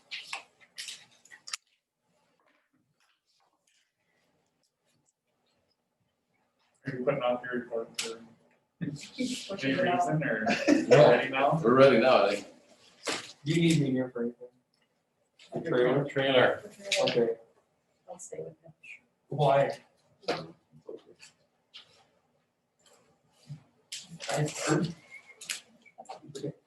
Did you see? Ready? All right. So school so far, we're starting obviously our 3rd week, so we have one more day tomorrow and then a virtual Friday, our first one, and we'll be 3 weeks in the books. So knock on wood. I've been extremely proud of the kids that, through our first 3 weeks, as far as the mask wearing, the social distancing, honestly, the elementary kids are probably the best at it. The high school kids, I would have to say, are the worst for the most part. As far as wearing the mask, they've all been great, but the high school age, they just wanna, they wanna talk, they wanna hang out, so we're trying our best, our kid, to keep them as distant as we can. Overall, like I said, I've been extremely happy with how things are going. Unfortunately, as we all know, that can change in a matter of a week, depending on someone gets, positive. I don't know if you guys heard about Broadhead, they had one case on the 7th, they had to shut down already, right? So, the going rate for Highland schools before we started, everybody said, I'll give you 3 weeks, So, not to jinx us, but we're gonna get 3 weeks in here, and anything after that, I guess is a bonus, right? So you have to stay positive in these things. So as far as the virtual learning, The good things that are happening with the virtual learning, staff is getting to know technology a lot better.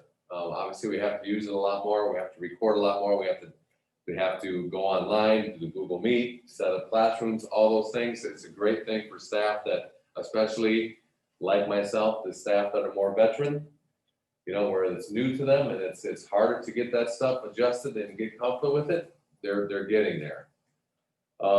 Students, obviously, they can adapt a lot quicker, so they're catching right on. And so overall, that stuff, you know, Brad's got a lot of the kinks worked out. Obviously, we learned a lot from last spring. Still some, obviously, every day there's some new things. Like I talked to Brad at the end of the day, he was exhausted. He's just there was a ton of stuff coming at him again today, but all the stuff that he was able to work through and come up with solutions for, which obviously is the main thing. On the other end of that, things that are not going so well. We had just over, right, Barbie, around 22 virtual kids, 25 when we first started. 39. Ooh, was that many? And slowly, some have been coming back in. You know, parents are feeling more comfortable, or kids just wanted to get in, or parents felt it was all right to bring them back. So we probably had how many, you know, a handful that came back in are now in-house.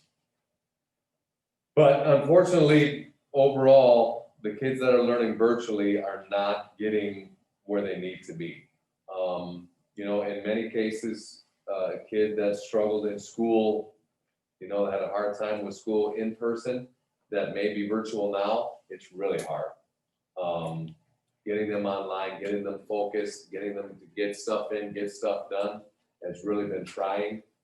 I pulled grades at the end of this week, and well, I'll give you an example. Mr. Ryder teaches Phi Ed, so he sends stuff out to our virtual kids. They need to record it and send it back to them. So obviously, if they're playing softball, we're not going to send the kids out on an iPad to watch the softball, and they can't participate, obviously. So we have stuff for them that he sends out to them.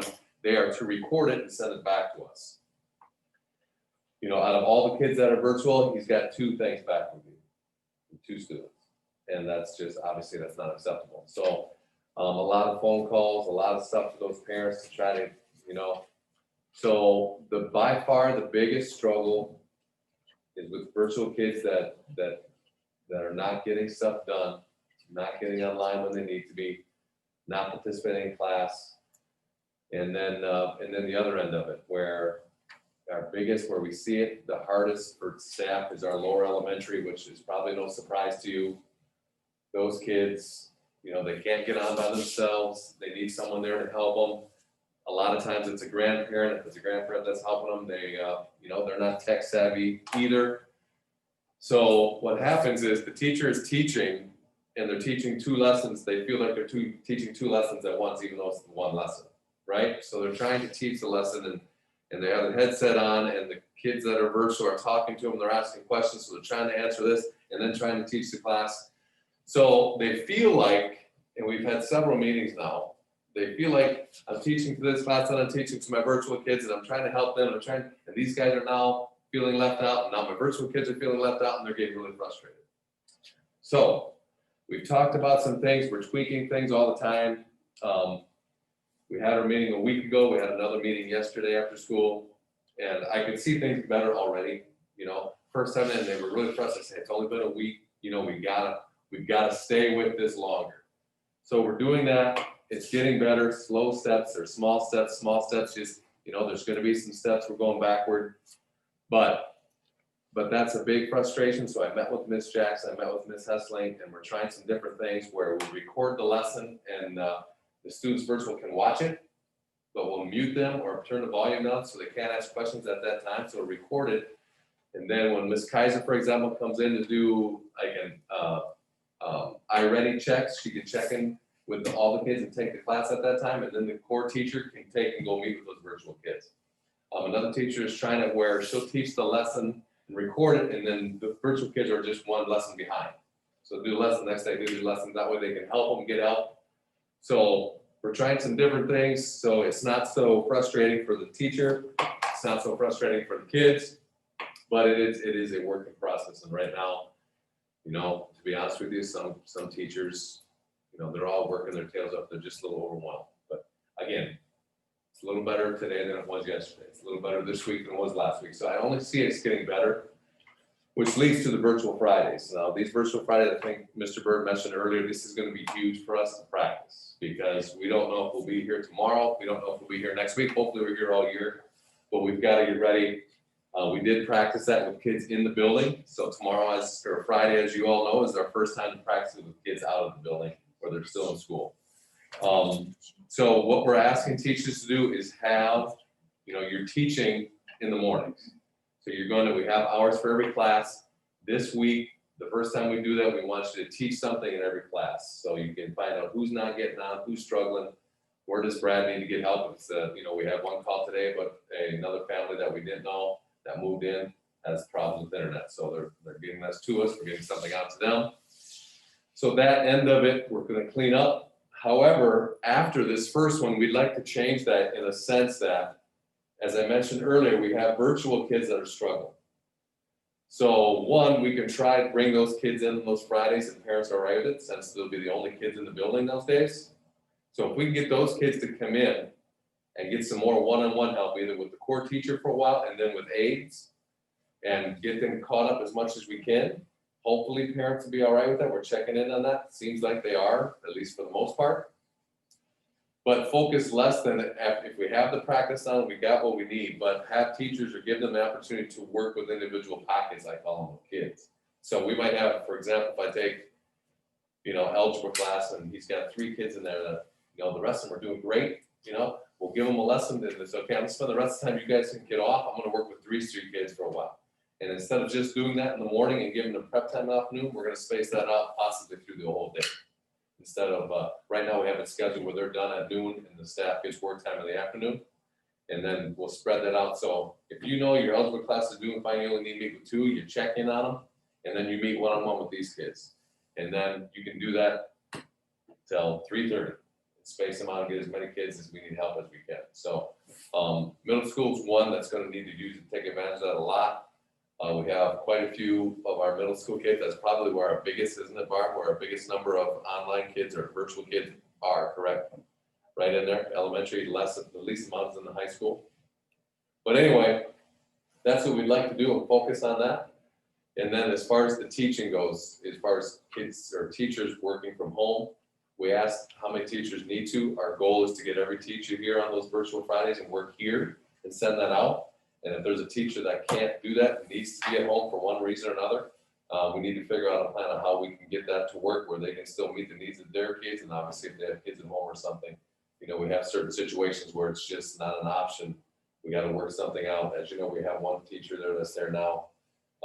Miss Weber in Spanish is just, I stop in there and she is a tech savvy teacher. So she's hanging right in there and the kids are just moving right along. So that was really good to see. So there's where the struggles are. Those are the good things. I'm not saying all the virtual kids, we have a section of virtual kids are doing great. They get all this stuff in, they're asking the questions, they can follow right along. But I don't know if you've ever had a kid or know of someone taking an online class, right? Some can that's the way to go. But in our experience, we've had kids that are great. For the most part though, online learning is hard. It takes a commitment, it takes a certain, a certain attitude, a certain focus. And a lot of times, the majority of kids just don't have that. And unfortunately, a lot of our kids right now virtually are kids that, that may have that where, probably more like me if I was that age.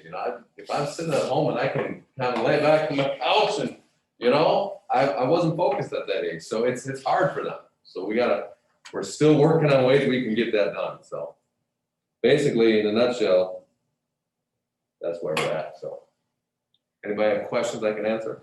Hopefully. So Josh, on those virtual Fridays, I know we asked you to send out some more details on it. So the details for this Friday we're going till noon and the afternoons are kind of off. The kids can work on homework or if parents need to schedule stuff, they can have that Friday afternoon. But you're saying going forward, that may not be the case? Right. So if you're gonna change that, I would put that in your first update out that's just for this Friday and it may change just because I don't want you to set the expectation and then change it. The other thing, just to think about that is if we've got kids that are up to speed, if they're just checking in 8 times throughout the day, and that's their day, that's a lot of time that they're spending just for 8 check-ins. I don't know if there'd be a way of letting them check in the morning and have that extra work in the afternoon just for those kids that need it, where you don't have to tie up a kid for the whole day if they're really not being taught anything and they're just checking in and saying, yes, I'm online, and they say, okay, everything's going well, you're done for the day. Yeah, that's something we need to work out yet. You know, like I said, everything's changing and we're tweaking everything all the time. And the biggest concern there again is how we reach in those virtual kids or the kids that are behind, and how can we spend more time with them to get them caught up. And I don't know of another way yet that we can do that without doing what you said. Having those kids that are fine and ready to go, just give them their work and let them go, you know? So without having them check in every hour, something we could look at. I think Greg, you mentioned earlier about information out. One thing we were doing as well that I did mention was we're putting packets together. So Ms. Jackson's actually leading this, and we're putting packets together for our elementary, especially where each kid will take something home and it'll say on there the stuff that we've already talked about with kids, but kind of in a binder. So here's the stuff that you might be using as far as the online stuff. Here's what your schedule is going to look like on a virtual Friday. Here's the sources that you're going to be using. Here's the stuff that you need to have, and then we'll hand that so every parent can look at it, open it up, and there's their packet. You know, so we're putting that together, but we have to get through this first one to see how it goes and see what we need to take out, put it in. So it's a work in progress, but yeah, I agree. Maybe we'll look at something where we can, you know, how do we, for example, I've used Grace, for example. You know, Grace is doing fine. Does she need to check in all 8 hours to just say, hey, I'm here? And then, you know, she wasted her whole morning. Technically, maybe not, but. Or the whole day, the way you were talking about. Right, depending on what we're doing. But you're saying they would still, maybe not checking, but they'd be still working on their homework. Right. But then I was thinking we could even do it on the day before, you know. Because we want to count those. Thursday, hey, you guys are doing great. I don't need to see you, but I need to see you, you know. But obviously, we don't want to, you know, Right. You know, bring the light, hey, you're not doing well. You need to see a teacher, you know, something like that. But Just so kids are, I mean, they're working on schoolwork, so we can count those minutes. Sure. There's a way, I mean, if we're done at noon, you know, Barb had figured out that there's how many days, 2 days, like a full day a month. If we miss a half day, twice, 2 times a month, that's a full day a month. We can't count those minutes. And we barely meet the minutes. We meet them with how many to spare, 6 hours? 6 hours. But if they're engaged all afternoon, then we count the whole day. So that's, So, it's important. but how do you count that when you're not counting I mean, if that's not including every single student? Think of how school goes. If they're in a study hall or they're in a part of a class and the teacher goes around and works with a couple kids and the other class has work to do, it's maybe similar to that. You know, the kids have work to do. Not all work is in the teacher up there giving out information. I mean, it's like work time, project time. Okay, so on virtual Friday, my son, who's a high school student, checks in at 8:05 with the first class, okay? Let's say he's doing great, no teacher is like, hey, we need to do a little one-on-one. I'm using this as a pure example, because my son could need help, who knows? But anyhow, let's say he doesn't. So then we're gonna do something like, so where he doesn't have to check in every half hour for the first 8 hours, because that's 8 to 12:05. So my son, for example, then could go to work that day instead of sit at home and check in every half hour when there's really nothing for him to do. You'd be absent if he went to work unless he was in a school program, is how I would see it. You can't. yeah, we have to Depends figure out how how we- we can do that. So That- basically, the first Friday, this Friday won't be like that. They're gonna be in No, class every hour. no, But as you were saying But we before, gotta- Mike was saying, yeah, it's gonna be very yeah, confusing. if there's a because as way we parent- could, you know, we're trying to figure out where we can work with the kids that need to get the work done, so we can, you know, we can count the minutes if we can, if we can't, we can't. We can count those minutes, get those kids that need help, and then not trust, but those kids that don't need it, you know, they have the work to do, they know what they need to do, we don't need to check on you on Friday, but we wanna make sure everybody can get on virtually, we wanna make sure, you know, like we talked before about, because if we have to go every day like this, we gotta be ready, so. No, right, and I understand it, but if every other virtual Friday is going to be the same way as what we're kind of talking about, right? Then right this second. Yeah. I mean, Because Because otherwise I just don't know how we're going to get, especially those kids, the help that they need enough of. You know, we're just not, you know, with kids with their staff schedules and, you know, they're in the prep and they're trying to get, when they gotta get ready for a virtual class in their class and get all that stuff, we're just not getting enough time for those kids.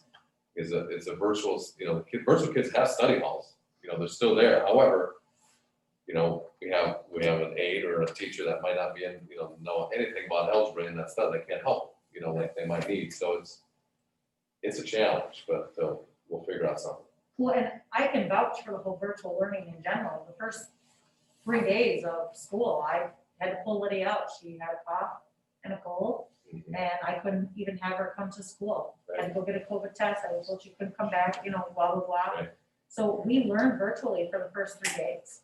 And the first day I was scared to death of how that was gonna work out.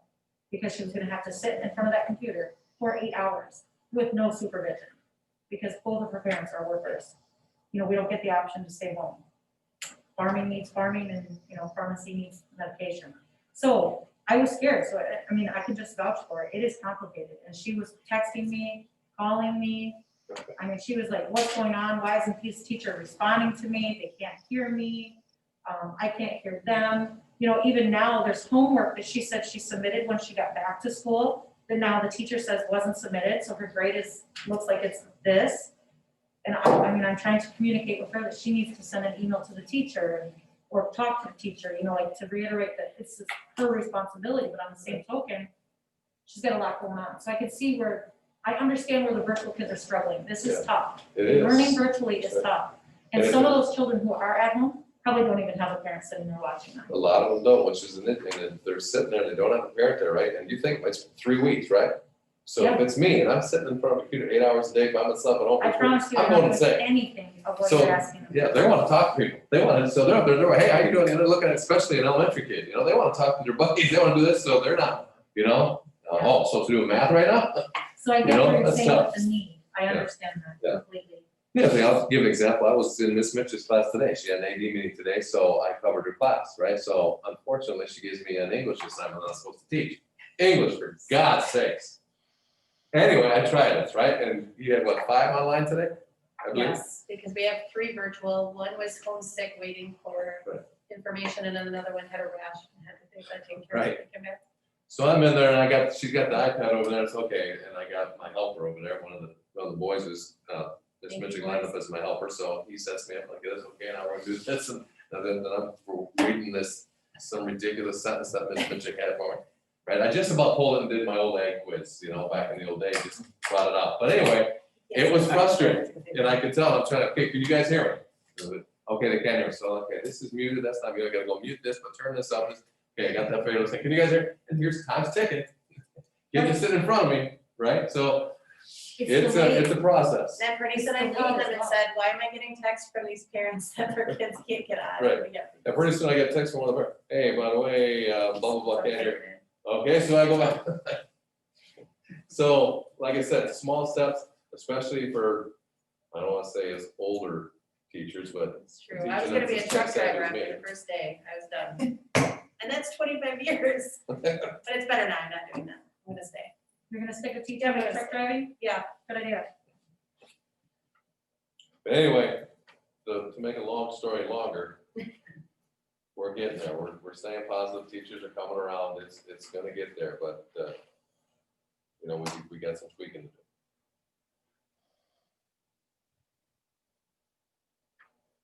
Sounds good. Bryce, you're up. Okay, I would echo a lot of things that Josh has said about the staff. I think we have a strong start to the school year.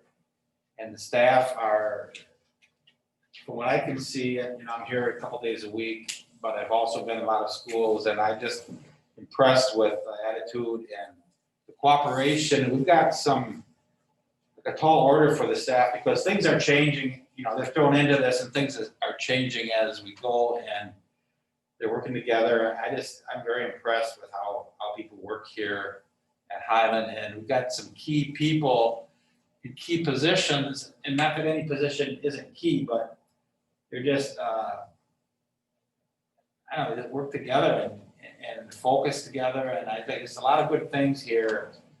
that I see that I'm very impressed with. So you've got a lot of the staff, like the ones in this room, like these people here, you know, they live right in the area. I mean, I think all that is important because they want what's best for the kids and for the whole area. So I just think, I can't say enough about the organization, the cooperation, I guess, is a big thing where people problem solve together, and how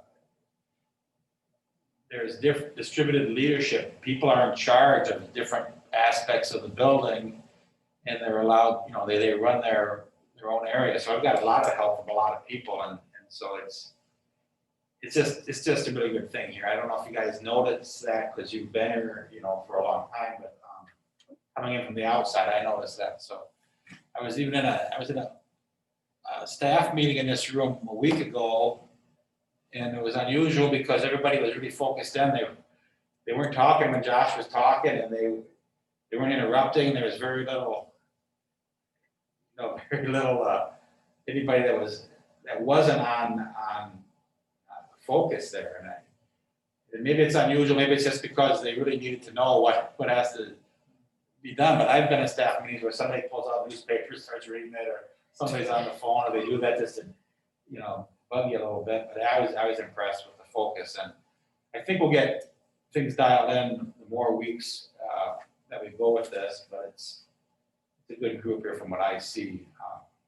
The budget for the remainder of the year looks good, but like I'm saying, that there's a lot of unknowns. We don't know enough about if there's additional costs for staffing, additional costs for other things. It looks like we're going to not have a budget repair bill. It looks like we're going to have a little bit more money in revenue than what we projected, because I think we projected zero increase per student, and we're going to probably get to 179. And what that would be about 54,000 of revenue that we're looking at getting through the formula. There was an update by Howard Markline about the state revenue is about 228 million more than they projected when they did their budget. So there's more state taxes, and he goes on to say that half of that has to go in the rainy day fund. And you know, there was just a strong first part of the year, and we don't know, he doesn't know how COVID is going to affect things either in the future. So we say there's more money, but it's not that we have a surplus, we may not give it out to anybody because of all these things. Then he talked about gas taxes. There's like 110 million less gallons of gas that was purchased. So there's revenue that is lost from there that may not be recovered, and different things. But that was good because we're worried about either no increase or even going backwards. So it looks like we'll have that. And again, we don't know if we have to hire any more, you know, support staff or any other different kinds of things. We hope we don't. But we talked last meeting about having a finance committee meeting. And I'm thinking also maybe a building and grounds meeting if we want to revisit more detail about that information that was presented tonight, just to study it. And I know you guys are going to ask me if we did do it, how would we pay for it? So I'll have to come up with, you know, how that would work.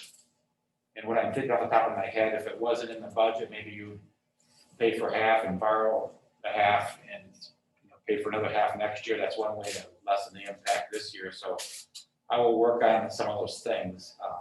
We have these meetings. So I don't know when you set those meetings at the end of the meeting. That's all I really have for that. And I just have, you know, the rest of the stuff is in the agenda. I've got to go through some policy things and whatnot. So. All right, does anybody have any questions for Bryce?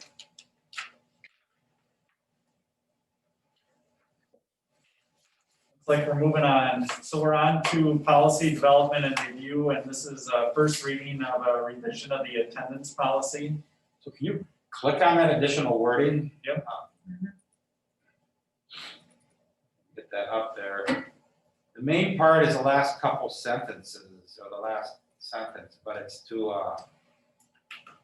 the main thing that we want to make sure that hours of instruction include both those periods and hours a student's program required that they're in school, as well as any attendance that is part of a virtual instruction or a combination of those two. So that's to clarify virtual days, the days when kids are quarantined, if they're in the virtual program, they're counted as minutes. We wouldn't count them absent if they are actively participating. Now, if a student goes home and they're sick and they're ill, they can't, it'd be like another sick, they'd be sick, they wouldn't necessarily participate in class. But if they are quarantined or if they are exposed to a contact and they need to stay home, then they could not be marked absent. And also, if we get shut down and we have to go all virtual for 14 days, this policy just reinforces, or this additional language of the policy would reinforce that we are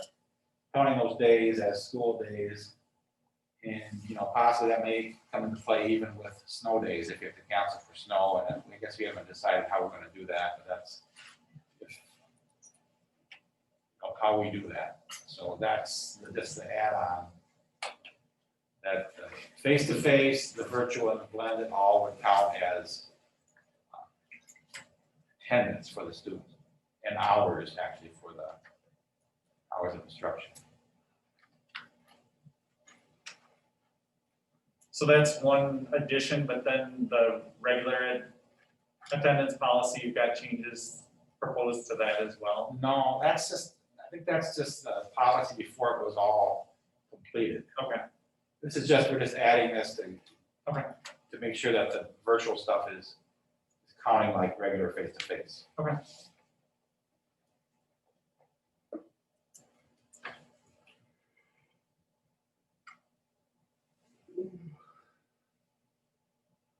We'll just be looking for,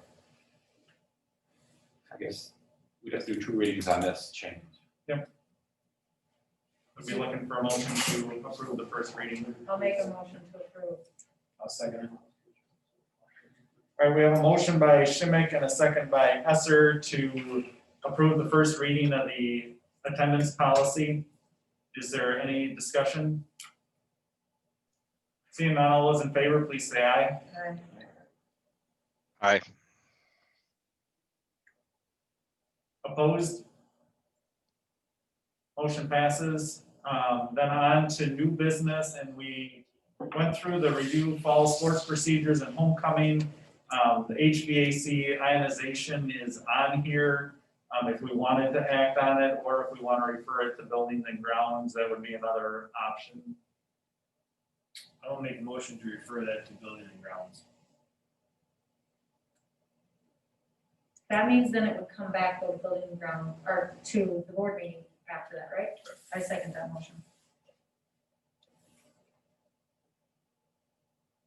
So we have a motion by Esser and a second by Schimick to refer the HVAC ionization item to building and grounds.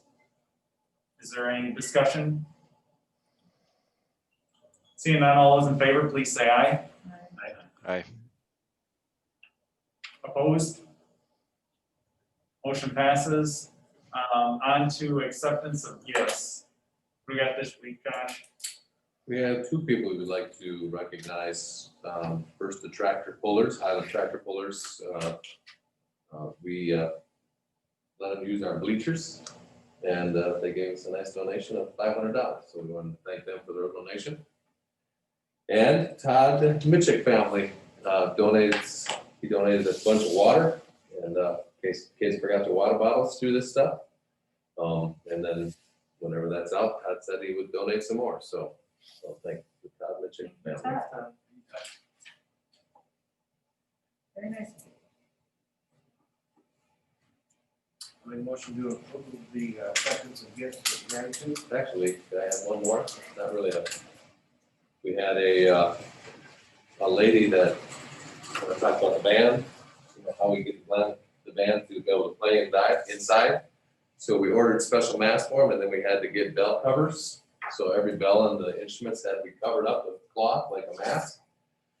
So be Nancy McCulley, Mr. McCulley, our ag teacher's wife, was worked in a sewing factory for 20-some years. So we got her the fabric, and in over, I think it was even 1 night, 2 nights, she made bell covers for every instrument we have, so I'd like to Awesome. recognize her too, but. Nice. Yeah, it's awesome. Then is there an association with the trailer issue or not?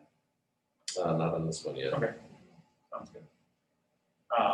Kenny, you wanna, I'll make a motion to approve all three with gratitude. I second the motion. With gratitude.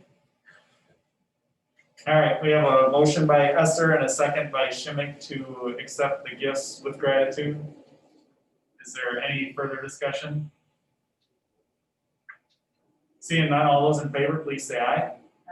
Aye. Opposed? Motion passes. Next item is the free meals through the National School Lunch Program. So we found out about this last week. I think it was, we got an email on Thursday. I think it was actually approved last Monday, 31st maybe, but we got our waiver approved yesterday. Linda had put that in. We plan to start that on Monday. And just to kind of clarify some things, some schools qualified for this all through summer. We qualified through special waiver to the end of June.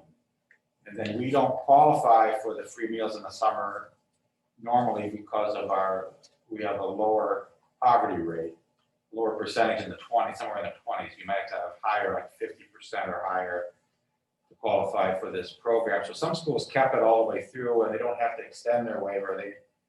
This seamless summer lunch program, that's what this is still called. So some schools, if you want to know why some schools had it to start the school year or some schools already have it, but we have to apply again and it's been approved. So we'll start doing that. There's also some more to some of this.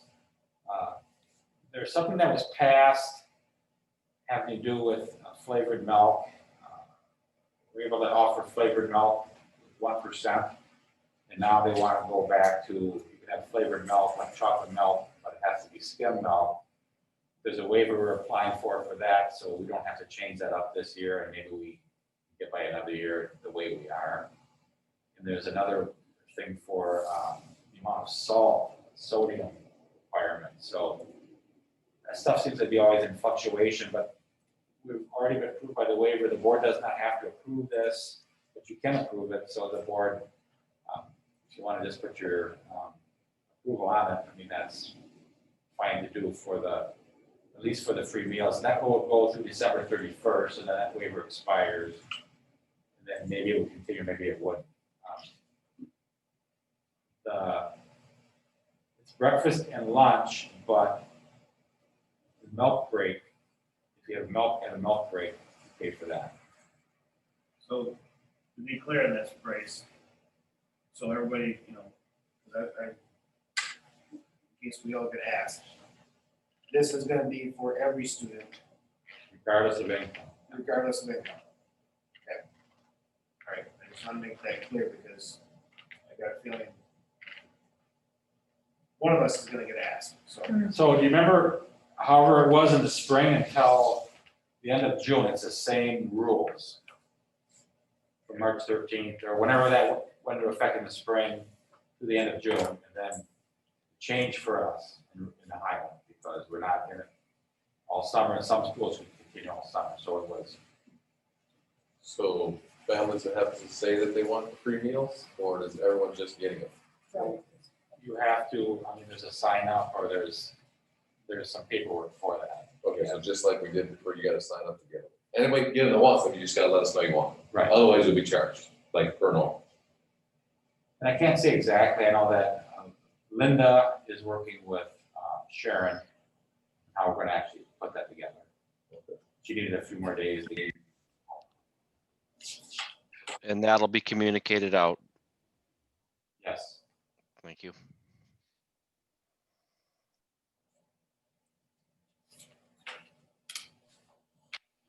I'd make a motion to approve. This is Greg. I'll second it. We have a motion by Biba and a second by Esser to approve the free meals through the National School Lunch Program. Is there any discussion? Seeing none, all those in favor, please say aye. Aye. Opposed? Motion passes. Next item then is the enclosed trailer purchase. Mike present this. That's So what's the background on this?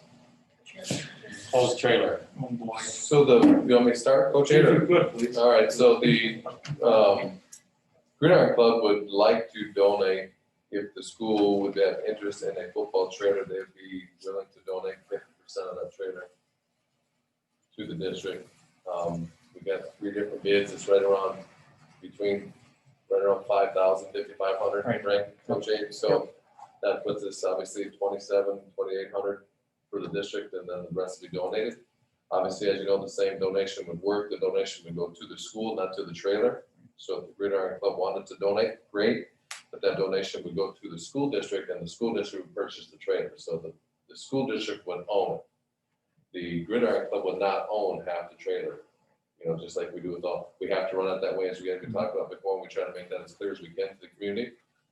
So we mentioned that it would be, especially, you know, not just this year, but just talking this year, when we have to sanitize everything, we go on the away trip to a football game, we can keep all that stuff right in that trailer, keep all the stuff right there, we can sanitize it, do all this stuff, and Coach A can keep all this stuff right there with it.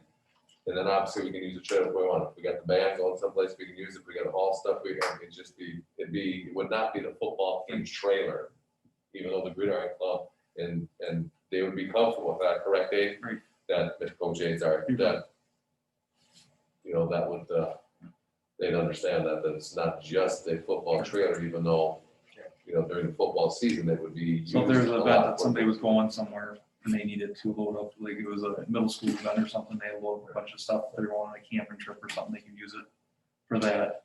So for example, if on any other year when Miss Mitchell takes her kids over to Bethel Horizons, kids could throw all their sleeping bags and crap in the trailer and they'd be all over that way. Correct.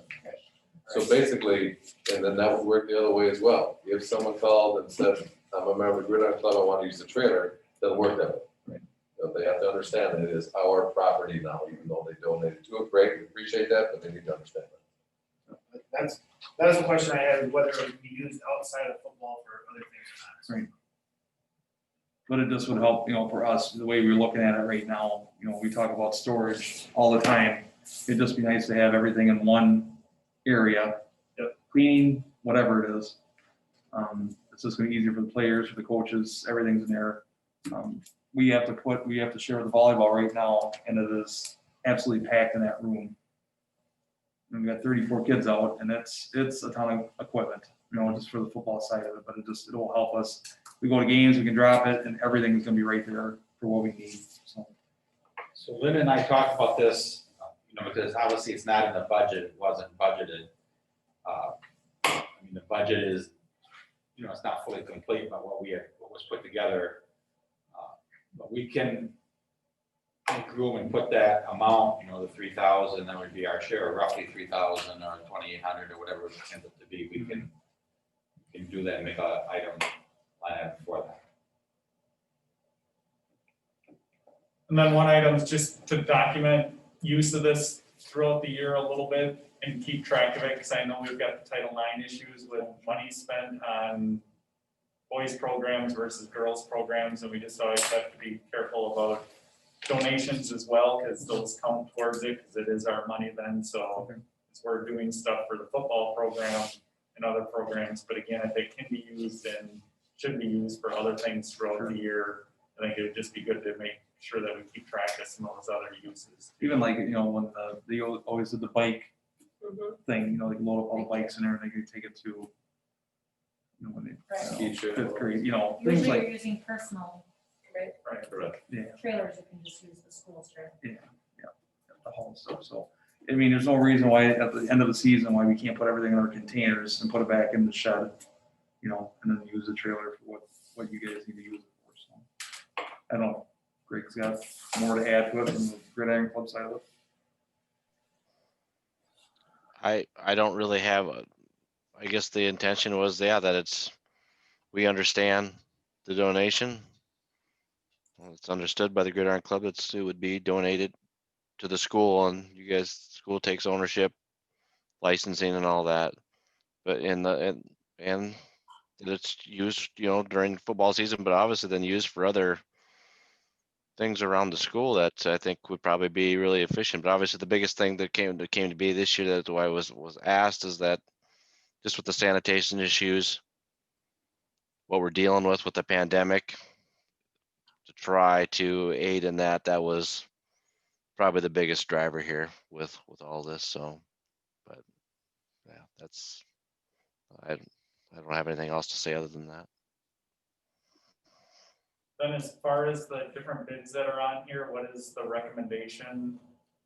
There's a lot of different stuff going on there that I was trying to follow. Sorry. It's So, okay. gentleman from, I'll start with Bodenside first. Don's Tire actually had given us a bid. I don't know that number because I don't have it right in front of me, but they give us a bid for like $5,600 for a 7 foot by 16 foot long trailer. I don't want to say this next thing. The next one was also a 7x6. That was The 5. big O's Yeah. of the Portage, and so that gentleman there gave me 3 prices on trailers. And so he made it simple for me. He goes, you can have a Black & Decker, you can have a Craftsman, or you can have a Milwaukee Tool. So essentially, he gave us 3 bids on the same size, and then our equipment, they had a trailer over there. The closest they could get was a 7 by 18, I think it was. And it's 2 years old. He says it has roughly around 500 miles on the trailer. They've used it for odd things. They said they would give us the best deal they could on that trailer. So those are the bids I have for you. Are these all tandem axle trailers? They are 3,500 pounds each axle. And did everyone give us the municipal discount? I had talked to Brandon about that, and he said, talking through Don, that that's the lowest, that's the best price they can give us, yes, with everything in there, yep.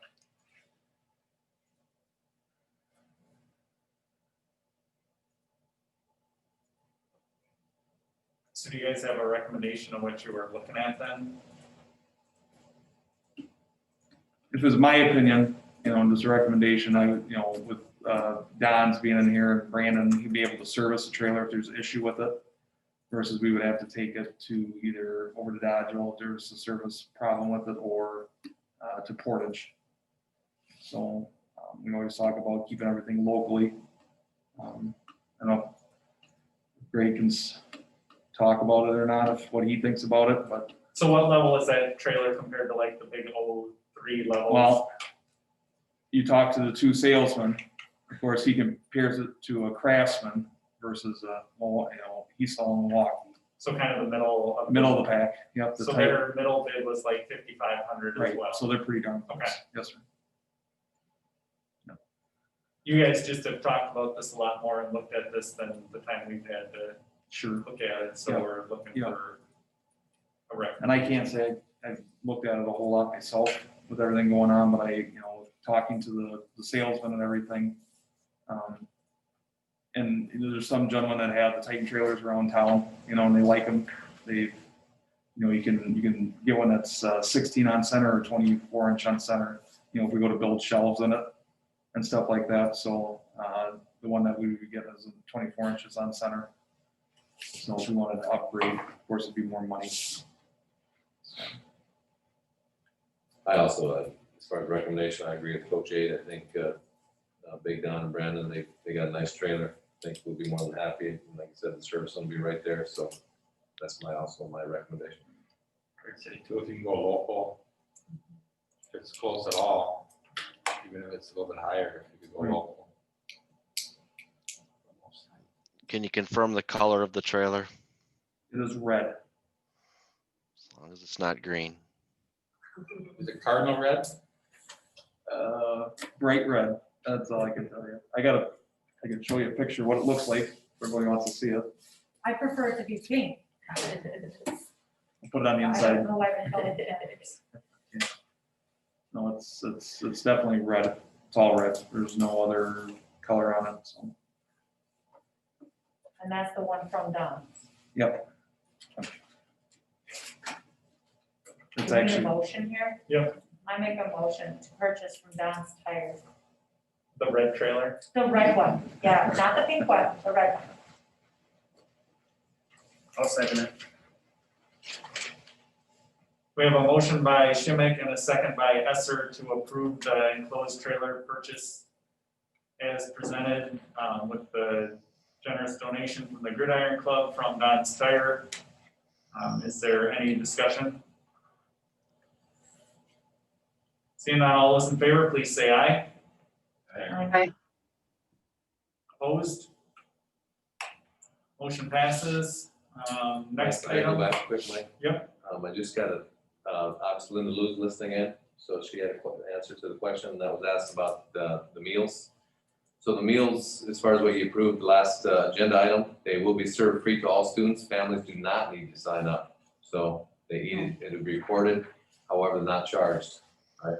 However, as Mr. Bird said, if that milk break, that's a separate thing they will be charged for.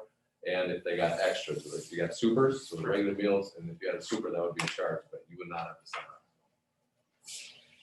Be another good thing to send out when it starts. Those updates that come through on the app are nice, quick Very handy. updates and are Through a IC. good way to. That's the easiest way people get it. Oh, we do, and we're also board members. Right, so I would say email and the app, Yeah. send it both ways, that way it's out. Will do. Or we can put that on there and then put for the next board meeting, acceptance of gifts again for the Gridiron Club, please. Bryce, you wanna go over the long-term sub pay? Yes, can you get that chart up? Is it- Yeah. Okay, this is from 2 years ago, is the most recent that CISA 3 had. So we pay 110 for a sub, so we have in there 85. Linda said that's not wrong information, so it must not have got updated even 2 years ago. I think we updated it after seeing this the last time. Okay. But I'm talking about the long term, so when somebody does, several days, maternity leaves and different things, and it's, I'm talking to Linda, we think it's still 110 for that. I don't know if there was anything that was negotiated by individual, but when you're a sub for a day or two, you're basically following, I could sub for a day or two for somebody, but when I have to do 12 weeks or 6 weeks and I'm making lesson plans, I'm contacting parents, it's more than twice the work probably, and a lot more responsibility. So 160 is what I'm recommending, would be a $50 increase for those assignments. And if I looked through today and counted in the little sentences and phrases there, 14 out of the 31 schools have higher, some will do do a day's base pay. So it's around $200 for some, depending on what their starting base is. They pay 190th of the base salary, or 187 of the salary. So 160 doesn't put us at the top at all, but it puts us in the middle, and it gives them a little bit more money to do that work. So we had one person that started for maternity leave, and we told her that's what we're going to recommend to the board to move that to this year. And so she took that job. So it would be retroactive, it would be adjusted retroactively one way or the other, depending on what the board does. But the other thing is, on things like this, what I'm recommending is if they're going to do a maternity leave or, something that they know it's going to be long-term, I recommend that we pay them the higher amount from the first assignment date. Now, traditionally, you did so many days, 5 days or 10 days, a couple of weeks, and then it goes to the higher amount. And I remember at previous schools, we talked about that, and it was brought up to me, and it was like, I don't really have a good rationale that why you have to put in the 10 days. Now, sometimes it turns into a long term, that you might be hired for short term and it may continue. Well, as soon as you know it was long term, then I think we should switch it, but we've got particularly maternity leaves where people know they're coming in to take over for the teacher. I would say you go to the higher amount from day one, and there's a lot of planning that goes into that. And I think, Bryce, one of the things that we had the discussion the last time we did this is some of these were a long-term sub, like after 10 days, they would get a higher rate. But a lot of them, that may be 10 days just filling in different classrooms, and they're there a lot, but they're still kind of that short-term sub. And so I think, the way you broke that down where the long-term sub for a teacher in one room where you're kind of taking over teaching duties is a different assignment than Yes, a daily sub. it's a lot more work, and I've seen good subs that didn't want to do the long term. They'll do the daily, but they won't do the long term. And so I think there's a lot of different ways of putting that verbiage in here, and I think, where it has after so many consecutive days, maybe that isn't the best way of doing it. Maybe it is just calling it 160 for long-term subs, and you guys have some discretion on how that's used. Okay.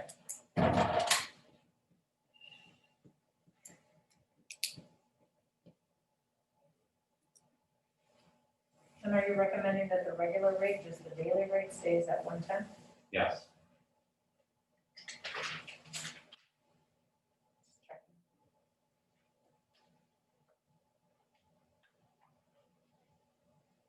What generally happens is you keep comparing, you don't want to be, especially if you're in areas where there's, schools within 10 miles or half hour, either way, you need to stay competitive, and it also depends on your supply of subs, but right now subs are hard to come by too. You need approval, right? Yeah. I make a motion to approve.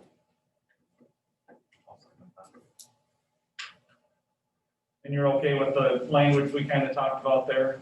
160 for longer Long-term periods, subs. yep. Yep. 110 for daily rate.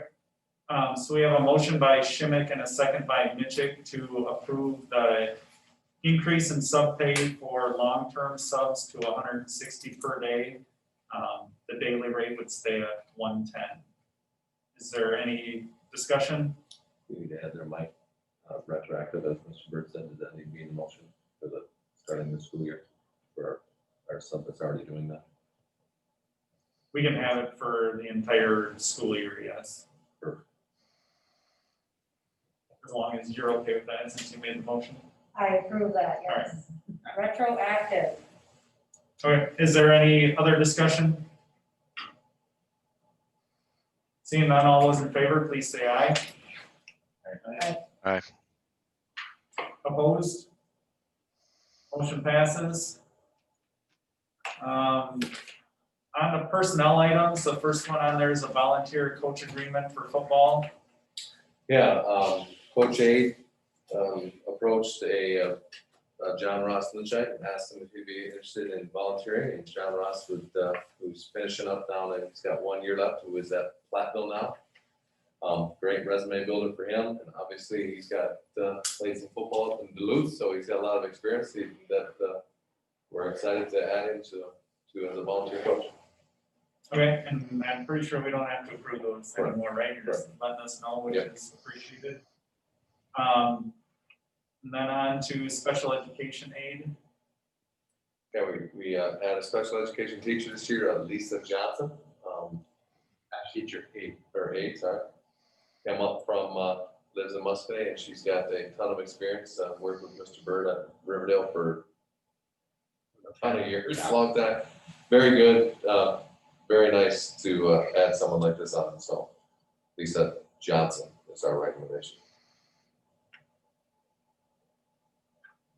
I'll make a motion to approve. I'll second. Schimick. All right, we have a motion by Esser and a second by Schmidt to approve the special education aid hire of Lisa Johnson. Is there any discussion? Seeing none, all those in favor, please say aye. Aye. Opposed?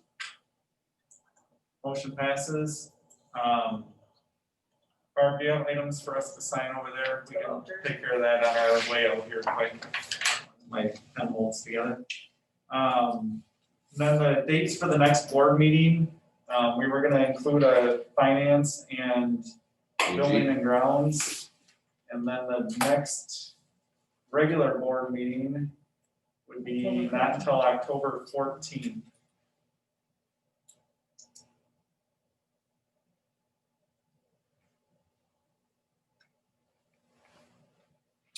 I'd like to bring our new teachers in the next board meeting. Is that all right if you have that to the agenda? Do you have that on me too, Barbie?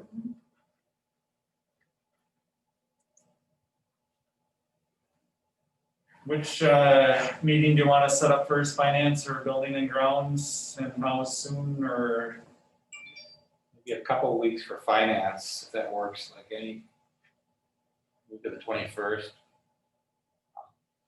And then building and grounds maybe after that. I think we need a little time to, do some homework on that HVAC thing. Are you talking like the week of the 28th then, or? Could be. If we can do it even the week before, I might be gone that last week of September, I'm not quite sure yet. Okay. Is there a night that works better for you, Bryce, or No, we stick with Wednesday? Todd, I think that's you and Jenny and I, Or building grounds? is there a volleyball game that night? 23rd work? 23rd is Wednesday. Oh, so they're with me. Is it jury on that for building grounds? This Brett? is for finance. Finance. Oh, yeah, we can do finance 23rd, that's fine for. building and grounds, but not, in the last week you wouldn't want to meet, and then do it the 7th or the 30th for building and grounds. Or another night of the week, I don't know. The 7th would work for me. I'm not sure yet about that last week of September, and if I'm not around, we've got an alternative for that too. Or am I even the alternate thing? So building and grounds, October 7th. What's that? Greg's the alternate. But if the 7th works, then I'm gonna say, if we're gonna want, if it's truly something we wanna do, I would think that we probably wanna meet earlier. Well, I guess it ain't matter, because we'll be able to approve it until the board meeting on the 14th anyhow, so. So it'd be fresh. Fresh With the out board, of the yeah. box.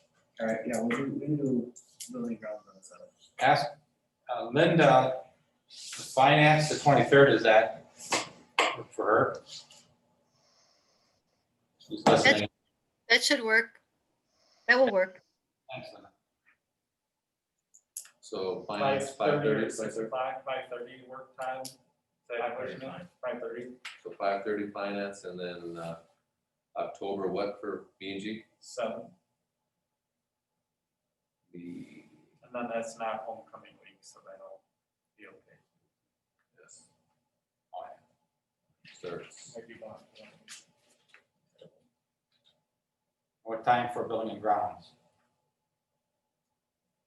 5:30? Brent, can you make 5:30 for B and G or no? Sure. I'll make it work. Okay, October 7th, 5:30 B and G? And if something comes up, we can move things around if needed. That meeting would probably be primarily just that, what was presented tonight, and if there's anything else that comes up, but we need to make a decision. And Field turf probably be on the agenda.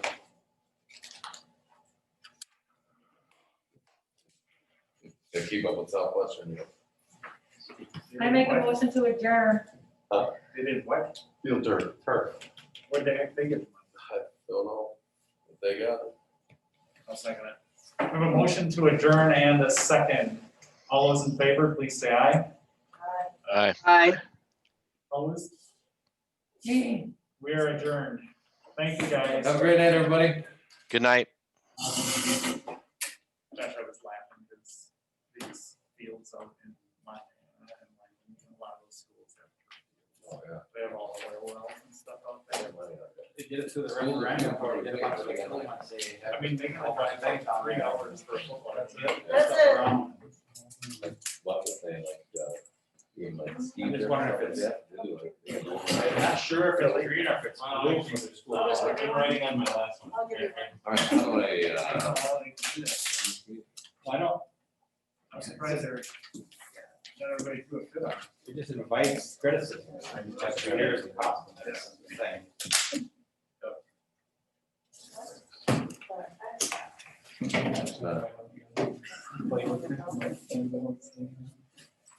Have a good night, everybody. See you later. Sorry. Stop. Oh, really? You're I'm out of here.